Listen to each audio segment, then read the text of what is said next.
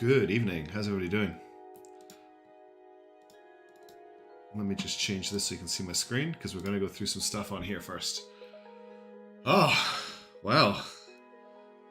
I am excited and nervous for this. I have gone through, I think it's somewhere in the range of 250 ship files to get ready for this evening. Phase 3 was pretty popular.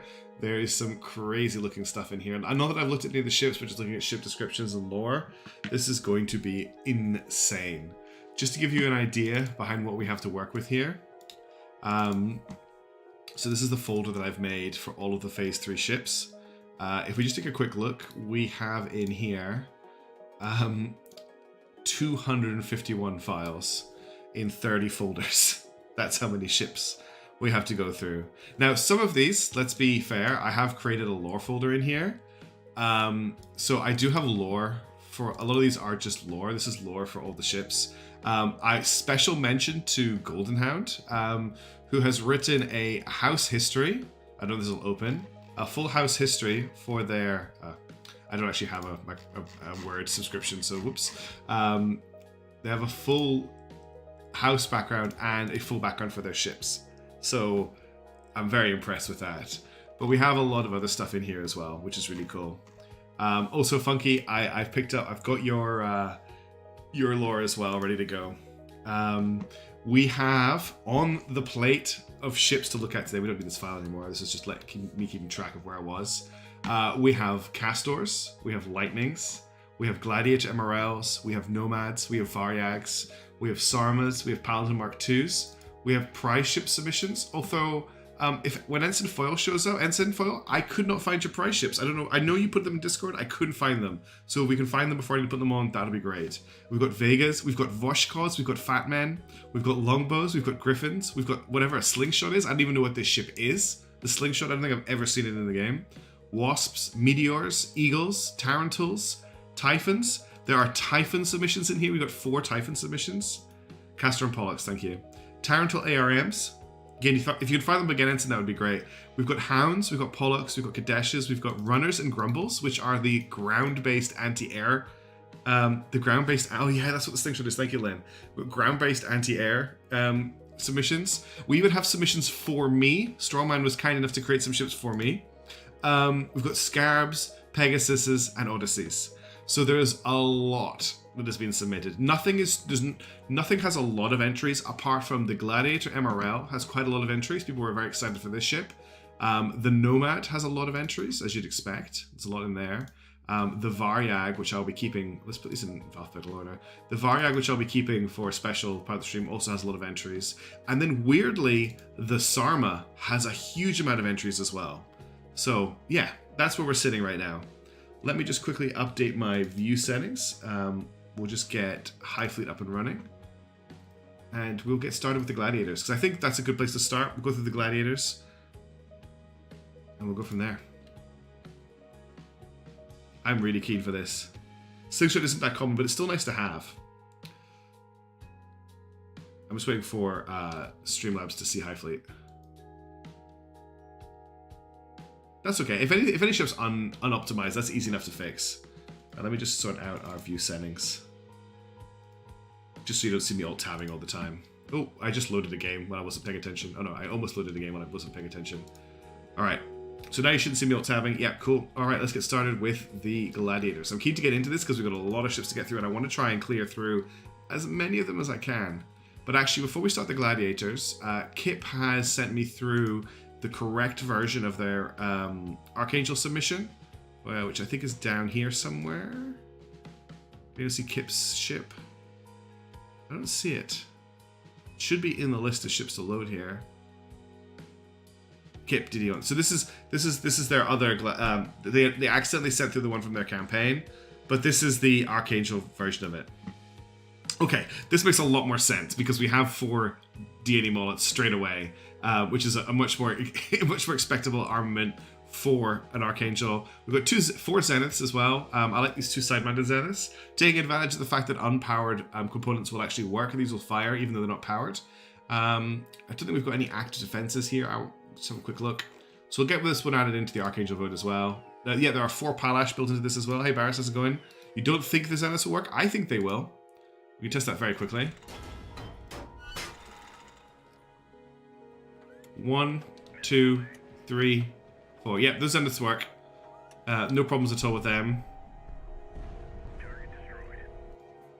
What else we got? We've got 3 RD51s. Looks like there's no secondary weapons. Thrust to weight ratio 3.3. Speed of 300 kilometers per hour. I like the escape pod rack as well. I like this upside down armor piece, like it's protecting the escape pods. We've got use of reinforced hull plating as well inside the ship to hold the guns, which is cool. 862 kilometer range and a price of 62,000, so it's under budget. It looks really nice. We don't have a big fuel tank, which is probably the biggest downside, is it doesn't have that massive range, but it's pretty fast and it looks cool. Thank you for sorting that out. Yeah, and everything is 360 degree, which is always good to see. All right, let's get into the Gladiator MRLs. The first one I actually want to load is the one that's right down here at the bottom by random tag, just because it'd be very easy for me to forget about it. So our first Gladiator MRL to look at is the SECUTOR by a random tag. Now, I don't think I've got the Gladiator MRL unlocked, unfortunately. I've got the Gladiator, but not the MRL. Damn, I should have had that unlocked before we started, just for comparisons. But here's their Ooh, I like this already. Just looking at it before I've even taken it in. We've still got the A220 with full 360 degree fire, but they've added in 2 AK-100s as a secondary weapon, which is actually really scary. We've got 2 Zeniths in here as well. We've got decent armor covering. And we have PHALANX built into the hull. This is actually a great contender right off the bat. It's quite blocky, and we do have interesting armor design. No, it's a standard armor design as well. It's a neat design, very compact. Your biggest threat, as always, especially with a what I would call like a pocket combat battle cruiser type ship that the Gladiator MRL kind of needs to be, is that your fuel is going to be exposed. So we've got some fuel pushed up against the armor here, and some fuel from below as well. That is going to cause a problem, but all in all, we've got a very heavy armament, we've got great defenses, we've got missiles. It looks like a good ship. It's pretty good. I think this is a solid contender right off the bat. This has already set a pretty good bar for how the Gladiator MRL ships need to come out. Only 1 FSS by the looks of it, which is no 2 FSS. There's one above it as well, but it's probably going to die to fire. It's going to die to anything. Still a very good ship. All right, let's go back to the top of the list. I should have actually checked if we had lore from them, actually. That was a random tank. We've got a lot of submissions from people that haven't come up before, which I really like. Let me just check my lore. I don't think there's anything from a random tank. No. Next up, our first ship to look at here is the Gladiator MRL, the Albatross by Ducal Bureau of Heavy Machinery, DBHM. I do have lore for them, so let's just quickly check that out. The Ducal Bureau of Heavy Machinery presents some new vessel models for the Crilltic garrisons. This generation of ships showcases some of the newer construction methods in the Bureau, including standardized reinforced engine blocks, internal static engines, and standardized artillery pods. The Air Fortress Albatross is designed as the replacement for the Gladiator MRL. We again decided to depart from the use of MRL and instead use conventional artillery in great numbers. Albatross uses 2 twin engine blocks together with 3 protected static engines for mobility. The design is based on a large fuel tank surrounded by artillery pods. While the fuel tank blocks some of the firing angles, there are no blind spots. Every angle is sure to be covered by at least 2 pods. The pods in use are all model 100 to 75, able to easily overwhelm lighter targets, strip armor off heavier targets by flammable fire, and act as makeshift seaways. Albatross, guaranteed to keep your city safe. That sounds like a scary amount of firepower just going off the selling points there, so let's check it out. Oh, interesting. I see what they mean by the pods. It's built together. So we've got 2 Vimpels and 2 AK-100s, all of which have pretty fantastic fields of fire. It's a really interesting shape. Is this a thruster? Yes, there's a thruster on the top of the ship. I think that might be the first thruster we've seen that's pointing downwards in the whole thing, if I'm right. I can also see some PHALANX here, so we've got PHALANX all the way around as well. 3 of each gun types. Oh yeah, I couldn't see them down here. I'm an idiot. We also have an AK-100 and a Vimpel down below, so it actually has fantastic coverage of its guns, making good use of the fuel tank.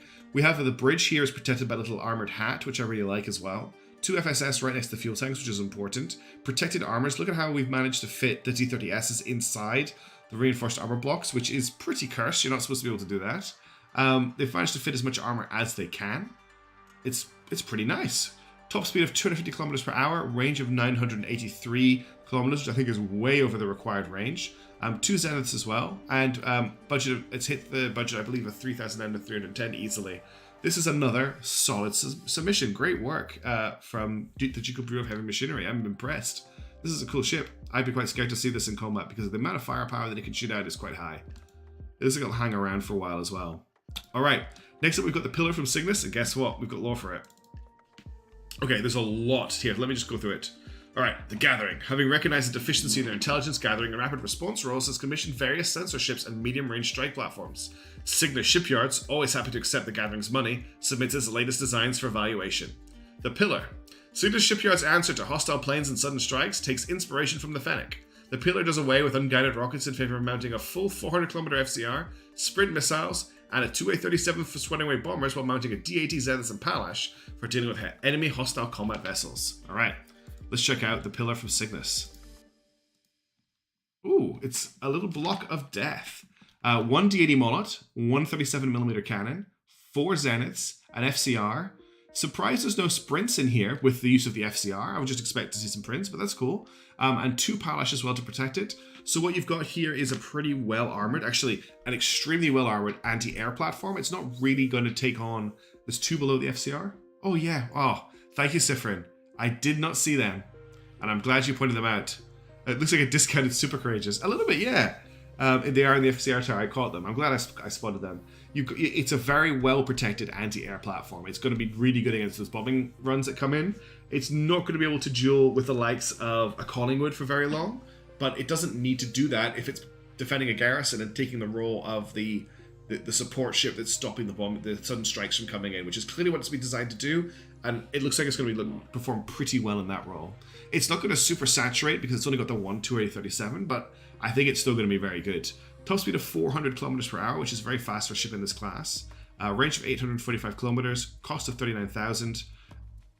If you want something a little bit different out of your Gladiator MRL, then this is a really interesting option. There's nothing too dangerous that's up against the edge. There's a lot of redundant systems here that get blown away as well, so it'll last a long time. It just doesn't have a huge amount of firepower, but that's not what it's trying to do, and that's fine. I like it. Very different. No one else expected to see. Don't see very many NK25s on builds. People generally tend to use D30s, so it's nice to see them as well. All right, next up we've got the AUDA from Dyna. I don't have lore from Dyna, which is surprising. I thought I did. Nope. All right, let's check out the AUDA from Dyna. Whoops. Oh, it looks like it's ready to go.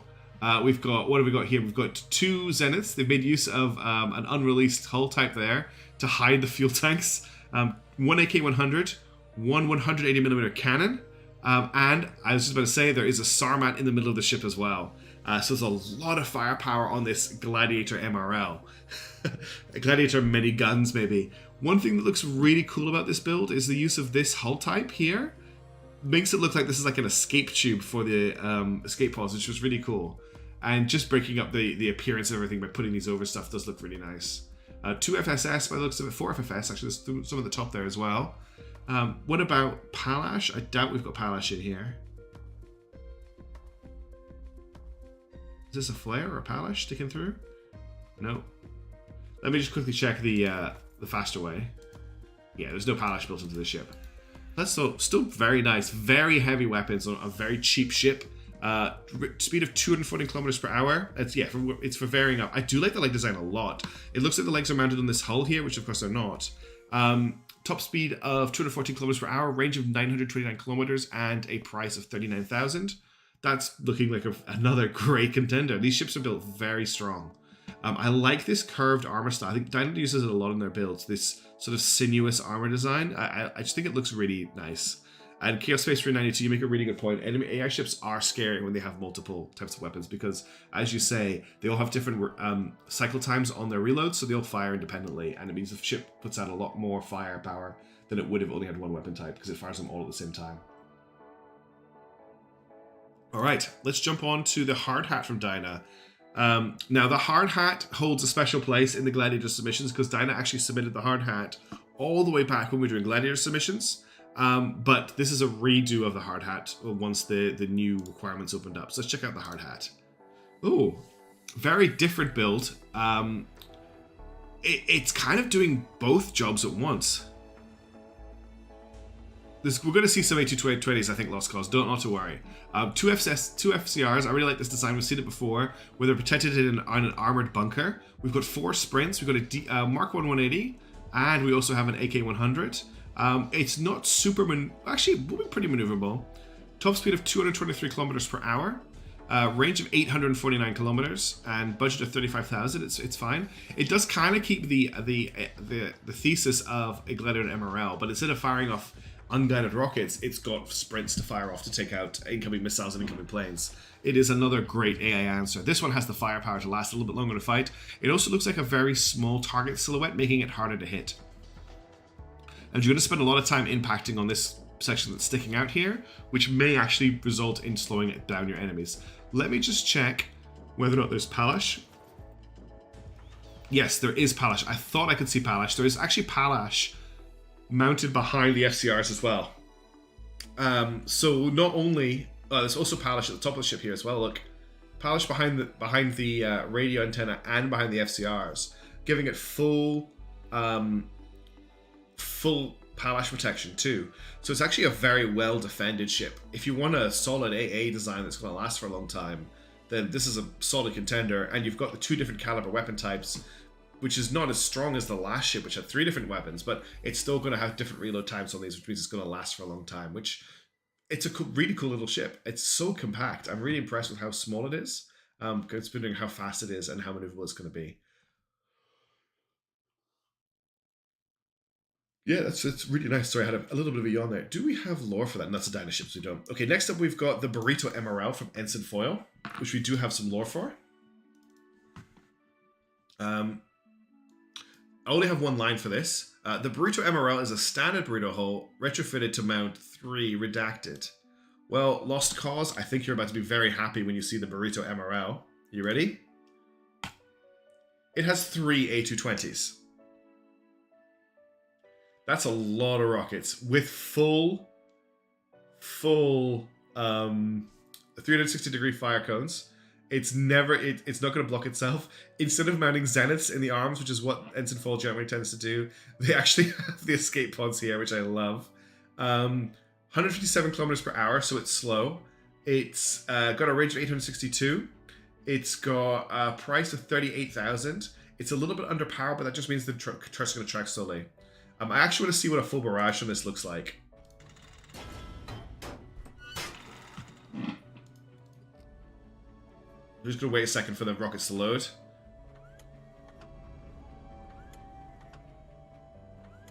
That's 4, 5, 6, 7. Okay, that's a full barrage. That's a lot of rockets. A lot of rockets. I think it's 7 per launcher. So it's 7, 14, 21 shots for a full barrage from this ship, which is what the AI will do. It'll save them up and fire them. That's pretty cool. That is pretty cool. Did you say it had radar? What are you referring to with the radar placement, Grey Wiz? Oh, you're talking about the FCR on the last ship. This is cool. I can't believe you managed to afford 3 A220s on this ship. Yeah, it is nice. I get it now. All right, next up, so that was the Burrito MRL. Next up, we have from Hekkura, the Panther MRL, and I have lore from Hekkura. That's no worries. Let me just find out. They've submitted quite a lot. Basilisk, Stormhawk, Diana, Matlack. I don't see your lore for the Panther. Oh, I've got it here. A Romani-designed frigate that intends to improve upon the Gladiator in range, production, and efficiency. This ship utilizes lateral static thrusters to improve evasive maneuvers, while protected hardpoints for Palash and a strong armor envelope gives it good survivability. Sloped armor allows it to be slightly lighter than the original Gladiator. However, in the end, the improvements over the Gladiator are considered to be marginal at best. The MRL provided features a single redacted launcher with dual secondary flak systems, giving it more versatility over the original Gladiator MRL. So it looks like this is another one that's keeping the A220. Let's check out the Panther. Oh, it's very compact. I get the sloped armor design. Let's get a little starfish. We've got the A220 with full coverage, 2 AK-100s. We've got static thrusters built in the side of the ship, as they mentioned, which gives it a little bit of a vulnerable area, and we've got a little bit of a cursed engine on top of an engine thing happening here. But that's okay. With 323 kilometers per hour is nice. Obviously, it's not going to be that fast. Actually, probably will be pretty fast in combat because the side thrusters will help it move back and forth. 769 kilometer range. I need to check what the range of the Gladiator MRL is, but I think that's fine. And price is 37,000 as well. It's nice. We've got 3 FSS, They did mention that there's Palash in this build as well. Let's see if we can spot the Palash. Sometimes it's very hard to spot the Palash. We'll just slot one in. Okay, we've got 4 Palash in each corner here. So it has a full Palash coverage, a Palash in each quadrant, covering it all the way around. So again, people are managing to fit a lot of firepower and a lot of protection into these Gladiator MRL builds, which makes them incredibly scary. This is cool to see. A very nice ship. We're seeing some absolute stunners so far. Every ship that's come out has been fantastic. Let's check out the Valkyria from Hekkura, which I also have lore for. This Garadi designed ship is an enlarged version of the vaunted Matalac frigate. However, the larger size ended up comprising the ship's range and efficiency, and it was eventually deemed unacceptably wasteful and lacking in internal space for auxiliary components and countermeasures. However, some Doyens still find it to be an adequate ship with excellent armor protection, mobility, and active protection systems on par or even better than the Gladiator. This MRL variant features a single redacted and dual something, giving it better versatility and survivability over the original Gladiator MRL. It's got the same armament as the Panther, but let's see the difference in the build. Very similar in shape. The main difference is this doesn't have the side-mounted thrusters. Still got the 310 kilometer range though. Still got Palash, but it only has it has 4 Palash, but they're all pointing down into the sides. So it's just as much protection as possible for the bottom of the ship. Range of almost 700 kilometers and cost of 37,000. Still very nice. And again, we've got the A220 with full coverage, and we've got the 2 AK-100s as well. So it's doing the job there really nicely. It's another great ship from Hekkura.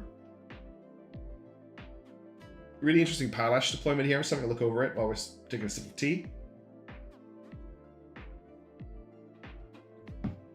Very compact design by the looks of it. I think this will be quite hard to hit as well. Good armor. It's another really good design. Okay, we've got the IO here from Keaor, who has also submitted some lore.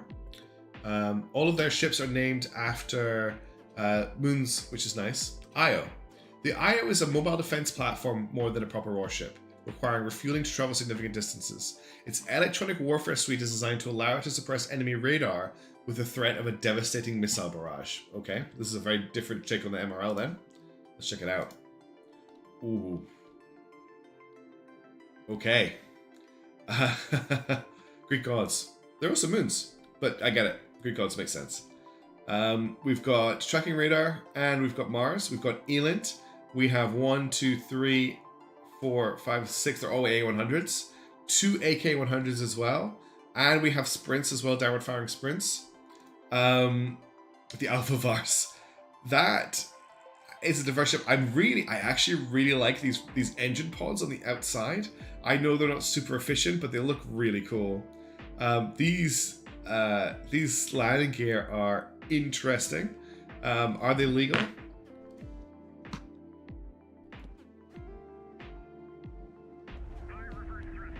I'm pretty sure I'll be able to land fine.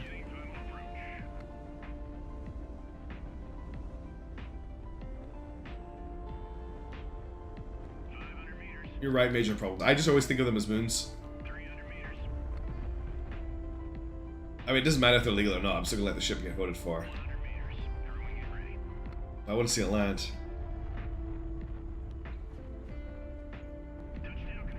I came down a bit hard there. It will be fine, but I came down hard. Yeah, that works. That's a landing. I really like the engine pods, Dyna. I think they're really cool. This is a very different take on the Gladiator MRL. It fits the brief of, multiple rocket launch, just a different type of rockets. This would be scary to sit in a garrison. Very scary to sit in a garrison. Nice submission there from Keaor. All right, that was the IO. Next up, we have the Shogun from Kipp, from Kipp Co. Let me find it. A speed of... Okay, so Kipp's ships are more of a rundown of their capabilities. It's actually loaded up, and then I'll go through what they've written down. All right, oh, wow. Okay, this is some cool-looking armor on it. A speed of 309 kilometers per hour with a total thrust rate... I can't speak. A thrust-to-weight ratio of 3.4. The Shogun is Kippco's submission to replace the outdated Gladiator MRL. A powerful weapon, the MRL just isn't effective without being in the hands of a skilled crew. This loadout exchanges it for 4 AK-100s, heavily armored despite its mobility and range, as well as its strong staying power compared to its easily exploited predecessor. What are you saying, Honey M? About the game not being updated in a long time? What's up, Lost Cause? What's going on? Oh, as long as the AI accepts as a legitimate landing, yeah, it's fine. It will be fine. I'm not going to kick it out or anything for having little legs. I just wanted to see what it looked like landing. It just needs to be able to touch down, which it will do fine with the AI. So we've got PHALANX on this. We've got 4 AK-100s with full coverage as well. We've got a nice, as we say, 3 to 9 top speed is really nice. These are very interesting armor designs. I like the sort of the PHALANX tubes that are built into the hull. I think they look really cool. Some nice placement for the escape pods as well, just these little bits here. What else have we got? Lots of thrusters. It looks like it's going to be pretty hard to kill. The fuel is all internal and hard to get at, apart from these 2 fuel tanks here. But you know what? Kipp could probably put them... Actually, no, there's no room for them. They have to go here. Okay. Yeah, of course, Lost Cause. We've talked about it before. It is... I really like the APS tubes T Rem. I really think they're really cool. This is a nice design. A little bit different. Yeah, I think it's got legs as well. It's gonna go fast. That's a nice one to throw out there. Thank you, Kipp. All right, next up we've got the SMERT from Mr. Nathan 101. Again, we have lore because everyone's put lore in. Let's have a look at the SMERT. I want to say that I never actually asked people to submit lore, but people just started to do it themselves, and I've loved reading it. Let me see. Now, Mr. Nathan has submitted a lot of ships into Phase 3, which I love, but you have to give me a second to scroll through all of them to find the ship that we're actually reviewing. Guardian, Makarov Mark II, the SMERT. The SMERT, which is Russian for death apparently, is a living ball of death with an insanely high firepower for its size at the cost of what would otherwise be considered as a glass cannon by some. Going all in towards as much fire that can be squeezed on a tight budget design, this monstrous insanity of a ship is sure to catch enemies off guard should the ship not be attended to, but the design is quite vulnerable in its own right. The design is a brainchild when a janitor suggested that the design should just go all in on firepower. Although many detest the idea, it was nonetheless tried to see if such a design concept was even practically possible. An unloved design, but a design that, if used right, can be quite different in the battlefield. SMERT, when translated to Russian, means death. The name was primarily chosen because the ship was born out of a meme design. The name itself is a meme, in an English sense, where it's a grammatically incorrect pronunciation and spelling of smart, which is a playful smart meme. I hate this so much, but it was a fun meme project, so often submissions goes either ways. That's a good point, many-handed mishaps. What was that for? Alright, I know what this ship has because I've just read it in the description, and I cannot believe they've managed to fit this firepower onto a ship in the game. But are you ready for the SMERT? I don't think you are ready for the SMERT. It has 4 A220s.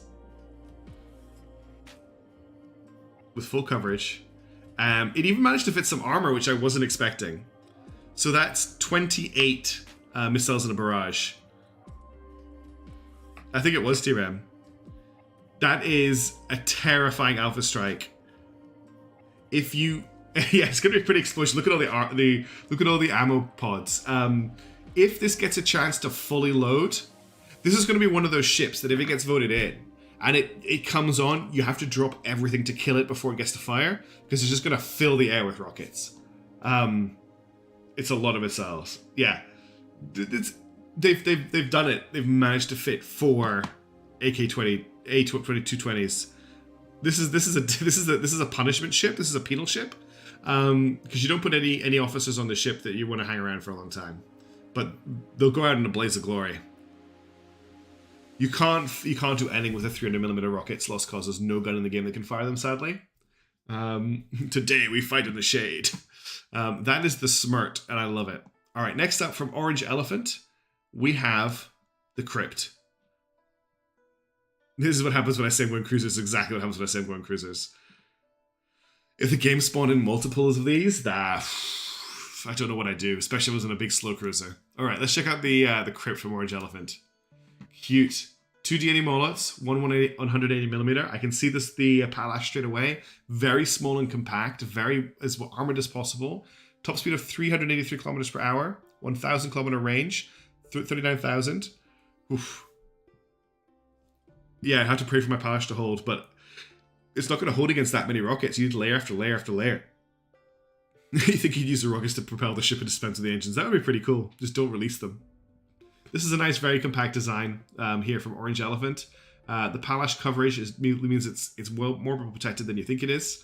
It's got pretty well good armor all the way around. They've dispensed with big fuel tanks to give them the full coverage and quite a heavy firepower. Yeah. Exactly, 1 rocket strips 1 layer of Palash. You would need 28 layers of Palash to stop that barrage of that ship. And I'm not going to be building, I can't afford that. This is a cool little ship. I don't want it to get overshadowed by the one we just saw, but it is a little bit hard not to do that. We've got a blade of crew quarters here as well under the armor. This is a cute little ship. It looks like it'd be darting around quite quickly, causing a lot of problems with these 3 guns, and generally being a little bit hard to hit and faster than you'd expect it to be. And yes, it has an unarmored underside, but it could actually lose all of this underside and still keep fighting for a little while, which gives it a little bit of redundancy, which is what you like to see in your gladiator designs. Excuse me, I just had to sneak a yawn in there. All right, let's check out the other OrangeElephant submissions. This is the Graveyard. Okay, the Graveyard is a little bit more of a strategic option. It has 1 R3 ballistic missile. It has an FCR. It has full Palash coverage again. We have 2 sprints this time, 2 AK-100s and a 37mm. So this is a little bit of a do-it-all. Well, not do-it-all. This is your another anti-air solution from the Gladiator. It's an asymmetric design, which personally I'm a big fan of. 4 sprints. I didn't see the 3rd one. Oh yeah, I see them now. The 2 here. Well spotted. Inside the missile tube is an R3 missile. So it's one of the ballistic ones the Typhoon fires, which will do a lot of damage to you if you're sitting in a shit. I almost said something bad there. Sitting in a city, but not so much if you're flying around. They'll generally miss. I quite like the raised armor design here to protect the warhead from fire coming in from the top left here. That's a cool little consideration that they put into effect. That I really like. I also like the off-center antenna here, which is pretty cool. Yeah, probably anti-carrying concept is I think bang on. Especially the AK-100s and the 37mm. If it gets prox fuse, it's very anti-plane. But this is a cool design. Yeah, R3s in the campaign. I've thought about this at length because I've wondered about what the problem would be. They're not going to cause me problems when I'm moving around. But if you get detected when you're sitting in a town, or even worse, if a grandma or picks up the phone and calls the Lord Governor to tell her that that bad guy Mark Said is hanging around. Every garrison that has R3s is going to launch them at the town, and you're probably not going to get your fleet up in the air quickly enough. It's going to cause a lot of problems for long repairs and long rearms. Oh, thanks, Lynn. Lynn, you're an absolute legend. Thank you for bringing that in. I really appreciate you doing that. Thank you so much. I really like these compact designs as well, Greyways. It looks really, really cool. This is a nice option if you want to put a little bit of strategic design into your garrisons. You are a hero, Lynn. I really, really appreciate that. Thank you so much. Next up, we have the Tomb. The Tomb is the carrier variant. So we have 4 T7s, 2 AK-100s. It's still pretty armored. Top speed of 286 kilometers per hour. So it's still pretty fast. It has a really good range of 110 kilometers. Thank you, many-headed mishaps. Price is 39,000, which is within budget. So Misha, what's happening is I'm about to play a new campaign, and I am allowing the community to submit replacement ships for all of the AI ships for me to play against in that campaign. And what we're doing right now is we are reviewing the ships that they have submitted before they go ahead to vote for the winning designs. What we're looking at right now are replacements for the Gladiator MRL.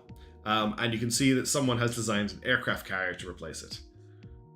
That's where we are right now. But that's pretty cool. So we've got all the OrangeElephant ships. We've got the CRYPT, which is the straight up brawler. We've got the Tomb, which is the strategic option with the R3, and then we've got the Tomb, which, as I love, as Veda said, is the MFL version, the multi-fight launcher. Yes, we do have a lot of ships to get through, and I've been taking my time getting the votes up, which I really apologize for. 47s is nasty. It's a carrier that walks the walk. Yeah, it is. As always, OrangeElephant has submitted some pretty cool ships. Alright, we've got a Slomes Inc. ship next, the Gusto MRL. Let me just check if I've got some Slomes lore, I was sure I had Slomes lore, but I don't seem to, which is weird. If I missed your lore out, Slomes, I apologize. Let's check out the Gusto MRL. The Gusto MRL is a crab. First of all, it's a crab, which is cool. 20 credits over budget, I think we can let you away with that. You don't joke, what's your reaction to the ship? Well, this is a crab, so I'm already loving it. A220 with full coverage, 2 AK-100s. This is so far proved to be a very popular build, but it looks like they spent more time, and I'm loving it, making it look like a crab. This looks like the mouth area down here. We've got like a shell area. It's very cool. I like this armor running underneath the hull. Escape pods on top. What else have we got here? We've got 4 zeniths. Do we have Palash? I don't think we could have afforded Palash in here. Nope. There are 2 Palash hidden here behind the engines. So it's got lower Palash as well. I do love the crab legs. Very nicely done. Carcinization. I can't say Takikoma, but that's the robot guys from Ghost in the Shell, right? I haven't seen a lot of Ghost in the Shell, but I have seen one of them. And I think that's what you're talking about. It is very well armored like a crab. Cool ship. It looks a little bit sinister to me. But that's because crabs, if you looked a bit too close to them, are a bit scary. That's a cool ship. All right. Next up's the beacon from Tekguy. APS the lower hemisphere. When they're at this angle, they should actually. We'll just test this. They should actually give it a full coverage of Palash. It doesn't really matter where they're facing. You'll see. Oh no, it's focused in the lower. They probably want to focus the lower areas, but that's why they've gone for it. So it's just to armor these areas here. Probably because they've got the extra hull up here. They feel that the lower area needs extra coverage, especially with the engines being open to being fired at from down here. I like that too. Major problems 42 of having stuff on the outer armor, even though it doesn't get powered. I think it looks quite cool. All right, we're looking at Tekguy's ship. Let me just find that again. Can't see it. The beacon from Tekguy. And again, we have lore for that. So let me just grab the lore. Sarmar Gladiator. Okay, during the gathering uprising, many lessons were learned on how certain ships operated and which were found lacking.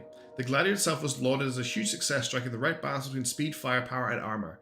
It's a shame and a surprise that the MRL variant, which used a 220mm launcher as a main armament, was widely panned by many commanders as slow, difficult to aim, and generally ineffective weapons. It wasn't a surprise, however, when a call came up for designs to replace such a weapon. Here at Anvil Industries, the question of what to do came down to what to do with the armament. The 220mm rockets had to go, which was sure, but what should the replacement for a faster-firing, smaller-sized weapon like the original Gladiator that many other companies were pursuing? We decided that was the wrong direction. What it needed was a bigger, faster-firing gun instead. Introducing the Beacon class, the smallest ship ever to equip the Squall. The Mark 6 180 Squall. Did we sacrifice speed, armor, and other safety equipment? Of course. But the firepower this ship can dish out with proximity fuel is truly a sight to behold and fear. Alright, let's have a look at the Gladiator MRL mounting a Squall. Hey Christianity, how's it going? What is this? Oh, I see what's happened. It's like a really small, angry toddler that someone has given a knife to. Misha with the best answer. Why is this? That is something else. Well done getting a Squall in here. It's under budget, 37,000. Top speed of 171. Range of 853 kilometers. It technically counts. The River Monitor and High Fleet. Yeah, you found it. Giving the toddler a Glock. This is a threat. This is a threat for sure. I don't know how long it would last in combat, but again, a ship that if you missed it or ignored it, then it would really, really do some damage. The fact that there's possibilities of Squalls showing up in where are the ammo racks? So we've got 2 big ammo racks here. So it's 2 large and 2 small. It only needs 4, right? Ammo needed 8.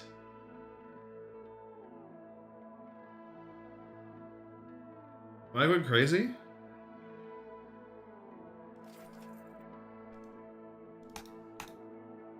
Yeah, you've seen it. Okay, cool. Yeah, exactly. Many enemy missiles. It just slides in and fires off the barrage. There is 8 ammo. Yeah, I just had a moment of blame doubt. This is not what I was expecting to see. Very impressive tech guy. That's scary. I'm scared of your other ships now. All right, next up we have the Furious Mod 1 from Tokyo. Let's just have a look at their lore. Do we have the Furious? I've got lore, but I don't think I've got a lore for the Curious. I've got lore for the Prochorus and the Bay. No, we don't have lore for the Furious. All right, let's load it up. The Furious Mod 1. Ooh, very heavily protected. We've got extruding Palash in every direction. 5 AK-100s. They've just made a scary gladiator. We've got 196 kilometers per hour. We've got a range of 913 kilometers. We've got... Ooh, is that in budget? 939270. I think that's right on the edge, right? Just gonna find that comment from Lynn.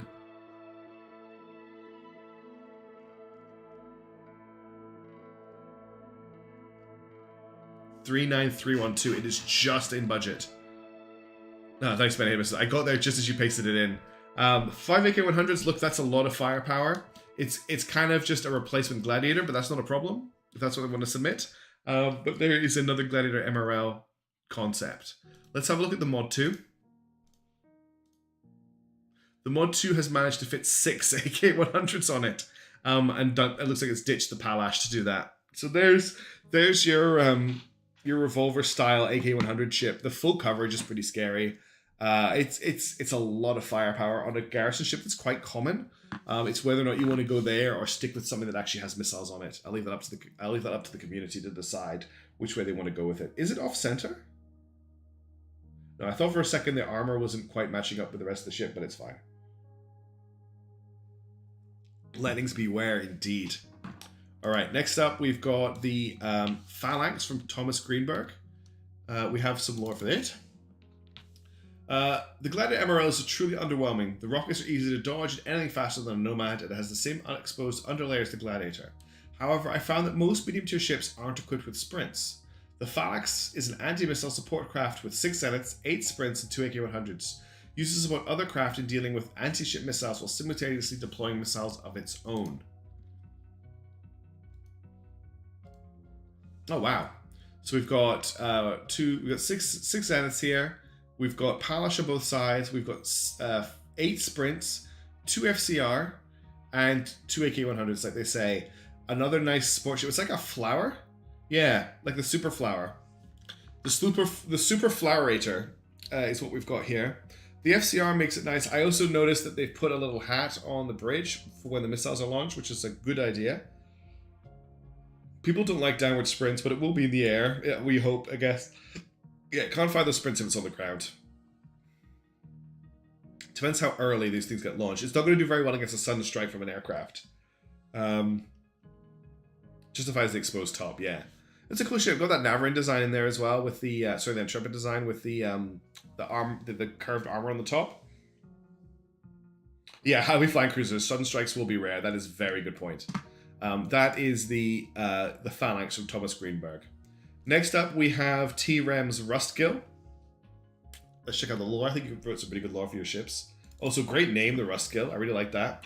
Okay, so what we've got here is an excerpt from a salvage team who are salvaging one of these ships. Excuse me while I clear my throat. Another gracious ship from the war. Initially, we thought it was one of their smaller vessels, but when we extracted the midsection and found the guns, suggesting something bigger. Mostly out now, and it looks like something in between. Quad 180s in the mid and encased in armor, albeit probably holier armor than when it flew from the east. It's otherwise a pretty dense design. Issue is those guns are single shot. So if the opposing vessel is sprightly, they can weave past the shots. Slower vessels, though. Yeah, having sensors everywhere will make sudden strikes so much harder. Let's check out the RUSTGILL. Oh, it's another mushroom ship. Wow. Okay, I've never seen that many 180s before. 4 180s in there. Which is actually quite a lot of firepower. They have full coverage. Top speed of 137 kilometers per hour. Range of 747 kilometers, which is within the range. And it has, in price as well. That is a big, yeah, a sniper ship is exactly a Crusader. Well said. The alpha from this will be pretty crazy. It's supposed to look like a mushroom, Greywiz. It's from the Agracious people, who are the mushroom people that T Rem has come up with as a new faction within the High Fleet lore, I guess. That is quite a broadside. I wonder what the reload time is like. I'm just going to quickly test it. I'm not interested in shooting down ships here. I just want to see how fast this fires. Where am I? Here I am. Well, it's very wibbly wobbly. So, fire. I'm holding down. So that's the rate of fire on it.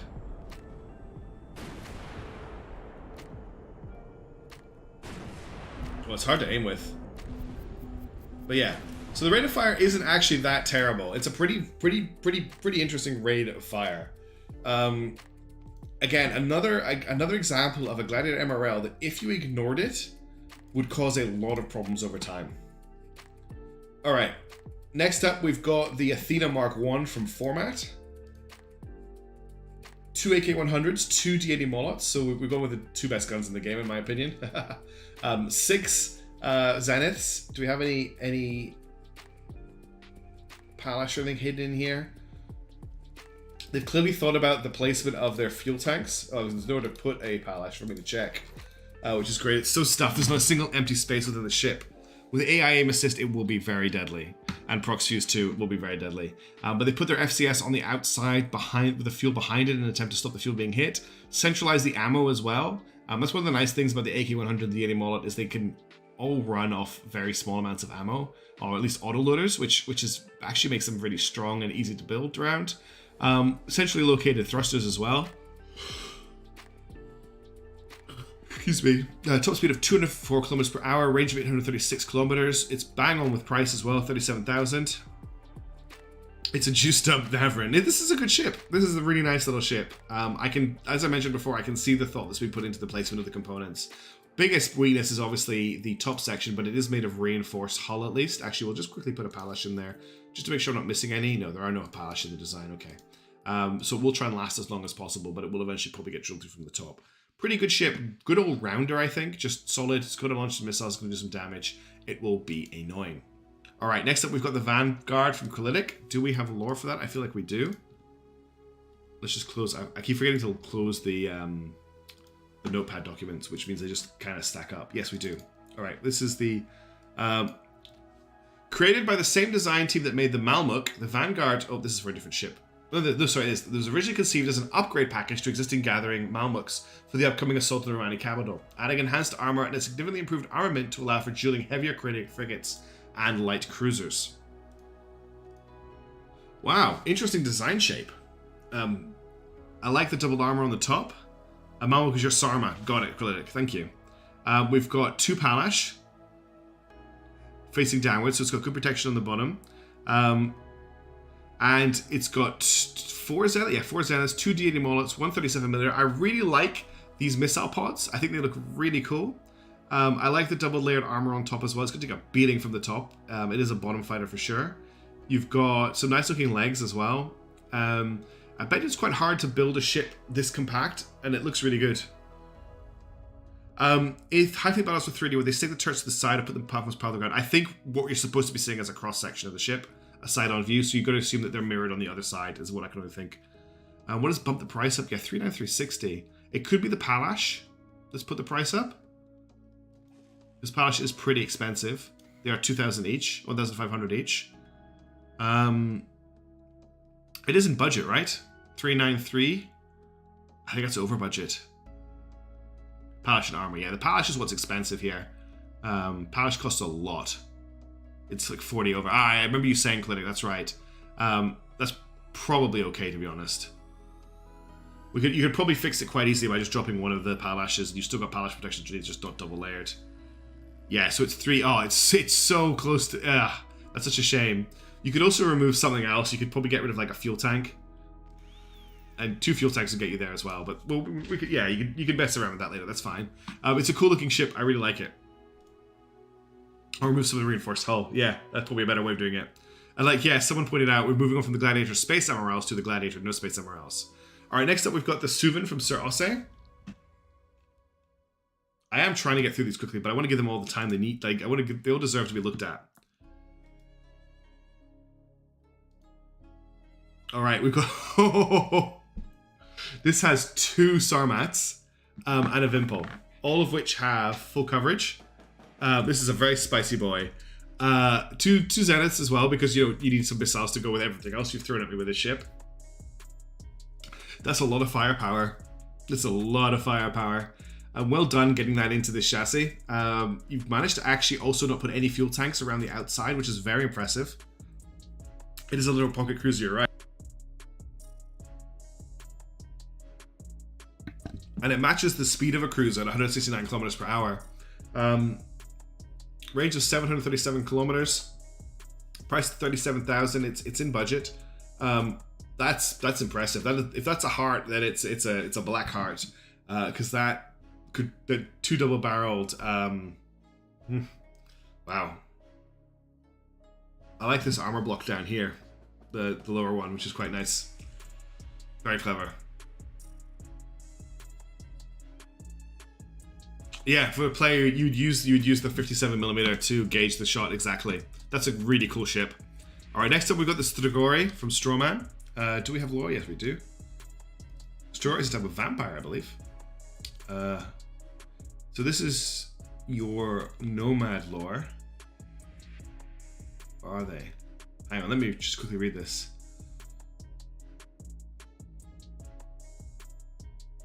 All right, I'm just going to read this out.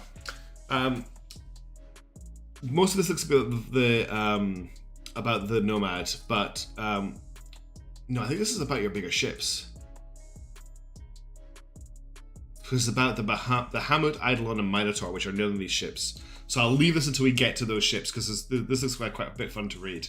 I'll leave this for just now. We'll just load up this Strigoi. Or it's actually the Strigoi. Ooh, 2 D80 mullets, 37mm. It's got some decent firepower. 2 Zeniths. I don't know where I got 4 from. Do we have any active protection in here? Any Palash hidden away? Yes, we have 4 Palash. I thought there was Palash hiding there. So Palash should use Quadrant as well. Top speed of 276 kilometers per hour. God, all of these Gladiator MRLs are scary ships. People have really upped their game with these builds. They are really good. There's not a lot I can really say about it that I haven't already said for other ships. It's got good armor on top. The fuel has been protected as much as possible. Good positioning of your FSS as well next to your fuel tanks and your amp autoloader to keep them from going up. Solid engine design, a little bit weak from below. Yeah, Great Facing ships have been nuts. People have really put a lot of time into them. All right, that's the Strigoi. Next up, we have the Anarch from Tef. Let's see what Tef has to say about it. I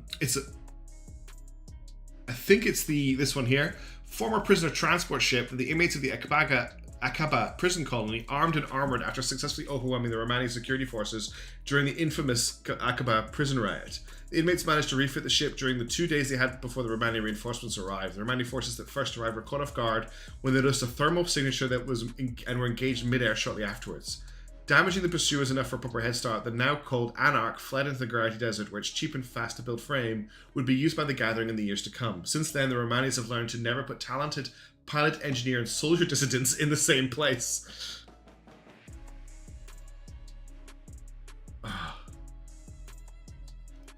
Oh wow, this is very different. It's got a Sarmat and 2 Vimples. We've got 2 Zeniths. Very interesting armor design. Thrusters in every direction. I'm just trying to see if there's any Palash. Yes, and it has 3 Palash, not 4. 3 Palash. What's supposed to be a redesign. It's supposed to be an up-armored and up-gunned prison transport ship. So I think it kind of fits the bill there. I don't know how long it would last under super heavy firepower. Heresy, inside armor on the outside. How dare they? I think it's pretty cool. Good firepower. Let's not ignore that. Oh, I think I've woken the sleepy pupper up. She might want in. I'm just going to go grab the dog. I'll be right back.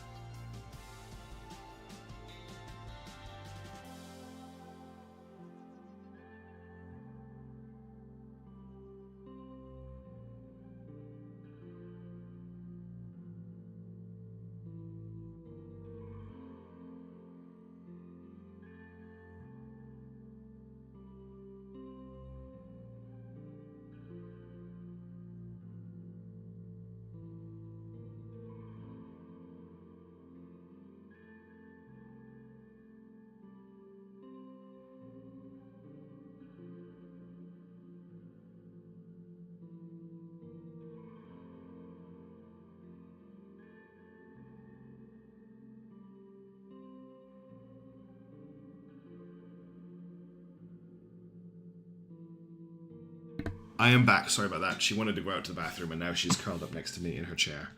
So you may hear her snoring as the stream goes on, and she's a very loud stormer. But she hasn't showed up in a video in a while, so that's all good. All right.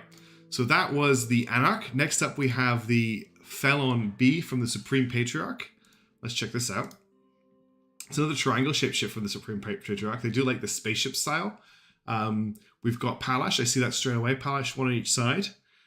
4 AK-100s and a D80 Mollet, which is pretty cool. 1 layer of armor, which I always think this armor isn't as much, even though it masses. The durability is less, but it's over 2 spaces. Anyway, the single layer of armor does always make me think, oh, it's a bit flimsy, but these ships always tend to do better than I think they do. All hail the Violent Dorito. Yeah, it is a Violent Dorito for sure. A lot of fuel in this build. Lots of fuel behind armor, which could be a problem. Lost cause. That's really funny. Top speed of 218 kilometers per hour. Range of 800 kilometers on the nose. Price is 39,255, which is just under budget. Well done. Yeah, I don't really have a huge amount to say. It's armored. It's got a good armament. We've seen a lot of kind of 4AKs, 5 AK-100s. The 4AK-100 1D80 Mollet's probably on the nose for firepower. It's pretty big. The concern maybe is just the fuel will go up quite, because a lot of fuel next to armor will be. There's 2 Palash Crusader, just one on the left, one on the right, so it's got full Palash coverage. It's a cool little ship, lots of firepower on it. Yeah, this is what I've been eyeing up for a while as well. This is the from Silent Snack. Before I load it, they have written me a small missive. They have not written me for this. They've written me for 2 other ships, one of which is called Usalid, and it's called Lounging. But this is just the so let's give it a load.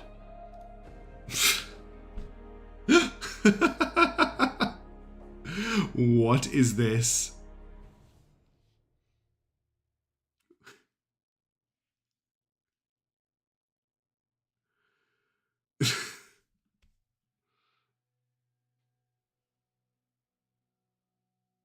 Well, I'm not talking because I'm stunned. How do you even count how this many missiles? 1, 2, 3, 4, 5, 6, 7. 2, 4, 6, 8. Oh god, I can't even count them. I'm too tired to go through them all. There's a lot of missiles. Let me test something.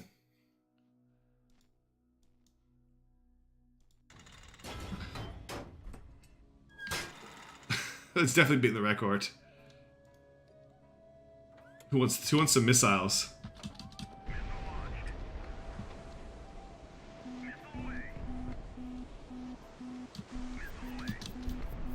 It's still launching. Alright, it's finally stopped launching missiles. Oh, it actually got through. Oh, that's a lot of missiles getting through. That Varyag is getting destroyed. Alright, now it's at it. It still has a little gun as well. That was a lot of missiles. That was really cool. Also, don't forget the fact that it has 1, 2, 3, 4, 5, 6, 7, 8 bombs as well, just because, and an AK-100.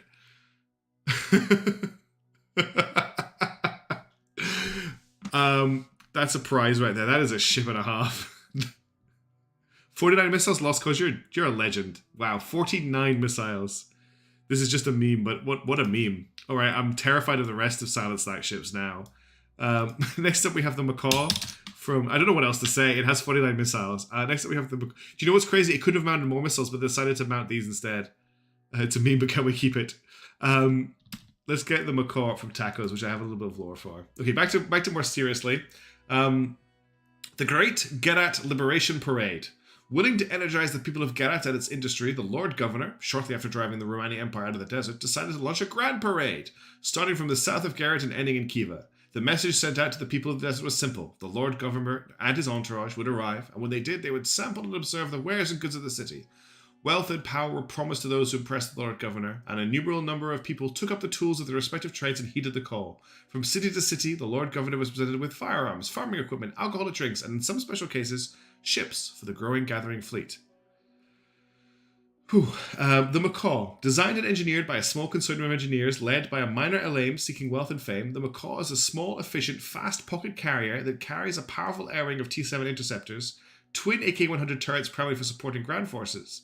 It is not an especially nimble craft, but the Lord Governor was impressed by the efficiency of the design and its manufacturing process. Today, the Macaw is a common sight among the Gath forces of the Gathering, popular amongst its crews and command. Imagine rearming it. I would not even... You would just sell it. You would never rearm that ship. It would take too long. Just sell the Sevastopol. Oh, cool ship. 2 AK-100s. We got 5 T7s. I like the escape pod bridge. I like the double escape pod down here. We've got an IRS-1 Mars and an FCS here as well. Doesn't look like there's any defenses on the ship at all. And look at the fuel. Wow. No armor at all. No, this is not a ship for combat. Yeah, there's no Palash on it. It's a range of 1,847. This is a strike fleet ship in disguise. Speed of 305 kilometers as well. And it's in budget. A Japanese carrier. It's fitting a role that I didn't know the Gladiator MRL needed to fit. But I guess it could technically be counted as an MRL ship if you load the T7s with rocket pods. Then it's going to fire the rockets. Pretty good. All right, let's move on. We're next to check on now. 2Z2 has put in 4 different ships for the Gladiator, but I don't have any lore from them, so we're just gonna load them one by one. So first of all, we have the Adoration, 5 AK-100s, and 3 planes because you can fit 3 LA-29 strike craft. Because do we have any active defenses? We've got 2 Zeniths hidden in these rocket pods on the side. Doesn't look like there's any active defense, but I will check. No Palash. Still a pretty blocky design. 5 AK-100s. I think I'm a little bit of lost cause, really, that I was hoping that the Gladiator MRL designs would feature the rocket launcher, but this is still a very scary concept. The fact that it's got planes there, just to add a little bit extra to the air wing of a garrison, if you consider that like other carrier garrison ships were voted for, means it could actually lead to a critical mass of planes that make it very, very difficult to approach. And it can fight, because it's got full elevation on all these guns, and it's armored. Top speed of 148 kilometers per hour, range of 883, and top speed of price of 39,150. Pretty cool. Next up, we've got the Dauntless from 2Z2. 4 D80 Molots. It looks like they were maybe thinking about putting some missiles up here, but they weren't able to do it. I should start calling these carrier variants Myrmidons. Yeah. Doesn't look like we've got Palash, but I will check for that because I have missed it before and felt really stupid. No Palash. So this is a different design. It's gone for 4 DT Molots, which is a pretty scary armament. Same armament as the Collingwood, which was a pretty good ship. Speed of 187 kilometers per hour. Range of 709, which I think is under range. Price 38,400. I mean, it's got the money to put it over range if it isn't. We just had some fuel tanks in here. But that's the Dauntless. Next up, we have the Matriarch. Okay, it's over range. Wow, this is very different. 3 D80 Molots. What else have we got going on here? 1, 2, 3, 4, 5, 6, 7, 8, 9, 10, 11, 12 Zeniths built into the frame as well. Really long, spindly legs, which are quite cool. I like this more than the other ones. It fits the MRL role because it has Zeniths to launch. No APS. I like the visuals on this one as well. Tavian, it is pretty cool.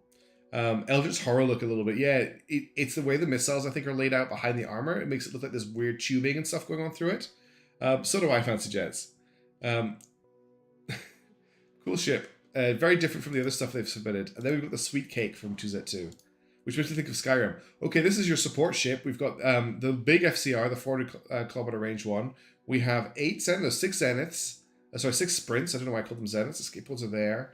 2, I just noticed it's got 2 Sarmats as well. This is quite a jack of all trades because of the Sprints and the Sarmats. Kind of give it a little bit of a dual role. It's a pretty cool ship. I'm guessing there's no Palash in this one either. Yeah, Puck and Negev. It's a little cruiser. No, there's no Palash on that. Vega with Sprints. Yeah, cool ship. So very different designs there from 2Z2. All looking very, very cool. All right, we've got the Snakehead-R from Shogun. We've got some lore for this one. Where is that? The Snakehead-R is the multiple rocket launcher variant of my Snakehead design, modified specifically to replace the Gladiator MRL. Its Sea-Whiz removes the need for flare launchers while adding more firepower. Hitting smaller ships will be easier. It keeps 2 Zenith ship missiles in the side like the Gladiator. Let's check it out. The Snakehead-R. So yeah, we've got two multiple launch, 2 AH-20s. Now that's interesting. This one here is fully elevated, but this one isn't. I wonder if that's because they've used a square piece here and they've used a corner piece here. If we just were to quickly swap that out for a square piece, is that going to mess up all the elevation? Oh, that's weird. No, it messes up the elevation for both of them. Okay. It does look like a bug, doesn't it? Because it's different this way around. It must be to do with how the pieces were placed down. Weird. I said it at the same time as you. Yeah, that is a weird bug. Hopefully we can get it fixed if the ship gets voted for, because I would like to... It is actually a really good... Nice to see some more A220 designs. Not that I'm having any problems with the other ones. They're just, like, I'm just happy to see them. So 2 A220s, 137mm, 2 Zeniths. I don't think we've got any Palash or anything in here. No, no Palash. Yeah, cool ship. 256 kilometers per hour. Range of 918 kilometers, good range in price. Just to say, like, I don't have any problems with people not submitting MRL versions of these ships. I didn't specify it. There's some really scary ships in here that haven't got the MRLs. Just, it's cool to see the ones that do. They've kind of taken that extra level of work to get there. Don't forget there was a ship earlier that had a Sarmat, a D11880, and an AK-100, which was just crazy. Placing the ballast broke the 360 rocket, so I think it's heretical. Oh, did it? Oh, yeah, it did. Yeah, it might be heretical. Okay, interesting. Well, we'll see. We'll have to see another time. Okay, next up we've got the... we've got a Lefay design. We've got the Shatterer from Lefay. Let's have a look and see if we can find it. There's quite a few ships in here. Thunderbolt, Altair, Wanderer. I don't think I've got any lore for this ship, which is weird because Lefay... I thought Lefay wrote them out, but I've got the Wayfarer, the Cygnus... Did they name this so I maybe struggled to name it? The Cygnus, the Salem, the Thunderbolt, and the Altair, but I don't have anything for the Shatterer. Let's see what the Shatterer looks like. Oh, now that's taken MRL to another level. We have, how many have we got? 14 Zeniths, and we've got 4 AK-100s with a circular panning around a fuel tank. Not particularly well armored, but I think the whole point of the design is to just churn out these missiles as fast as possible, and then be annoying as it can be until they get shot down, which is exactly what it'll do. I think this is a Rosebush Lost Cause. It's an up-armored Eagle, yeah. Just carry those missiles into battle and detonate them. Having the fuel tank and the ammo in the center of the ship means they are as well protected as they can be. Oh dear. Yeah, not what I was expecting to see from Lefay, but very cool. Good ship. Alright, last ship is the AGS Sumo. Now, for those of you who are new or don't remember, AGS build what they like to call heretical ships. All of their ships have been wild. So let's see what we've got. Okay, not too heretical on first glance. We have 2 A220s with full coverage. We have, I thought that was Palash, but it's not. Yeah, there is Palash. And we've got 2 Palash as well. We have that same kind of weird shot catcher shape to it. I don't think there's too much heresy. No, there's heresy. I can see heresy. Yeah, these thrusters are on top of these ammo components. These thrusters are on top of these ammo components. It's full of heresy. It's a very heretical ship. Not a single space has been wasted. It does look like a flying pagoda, doesn't it, Mishma M? It's cursed as hell, but we love an AGS system ship. It looks like it'd be pretty good. Those rockets are well placed and have good coverage. Another great design from them as well. And that's all the Gladiator MRLs. It only took us an hour to get through them all.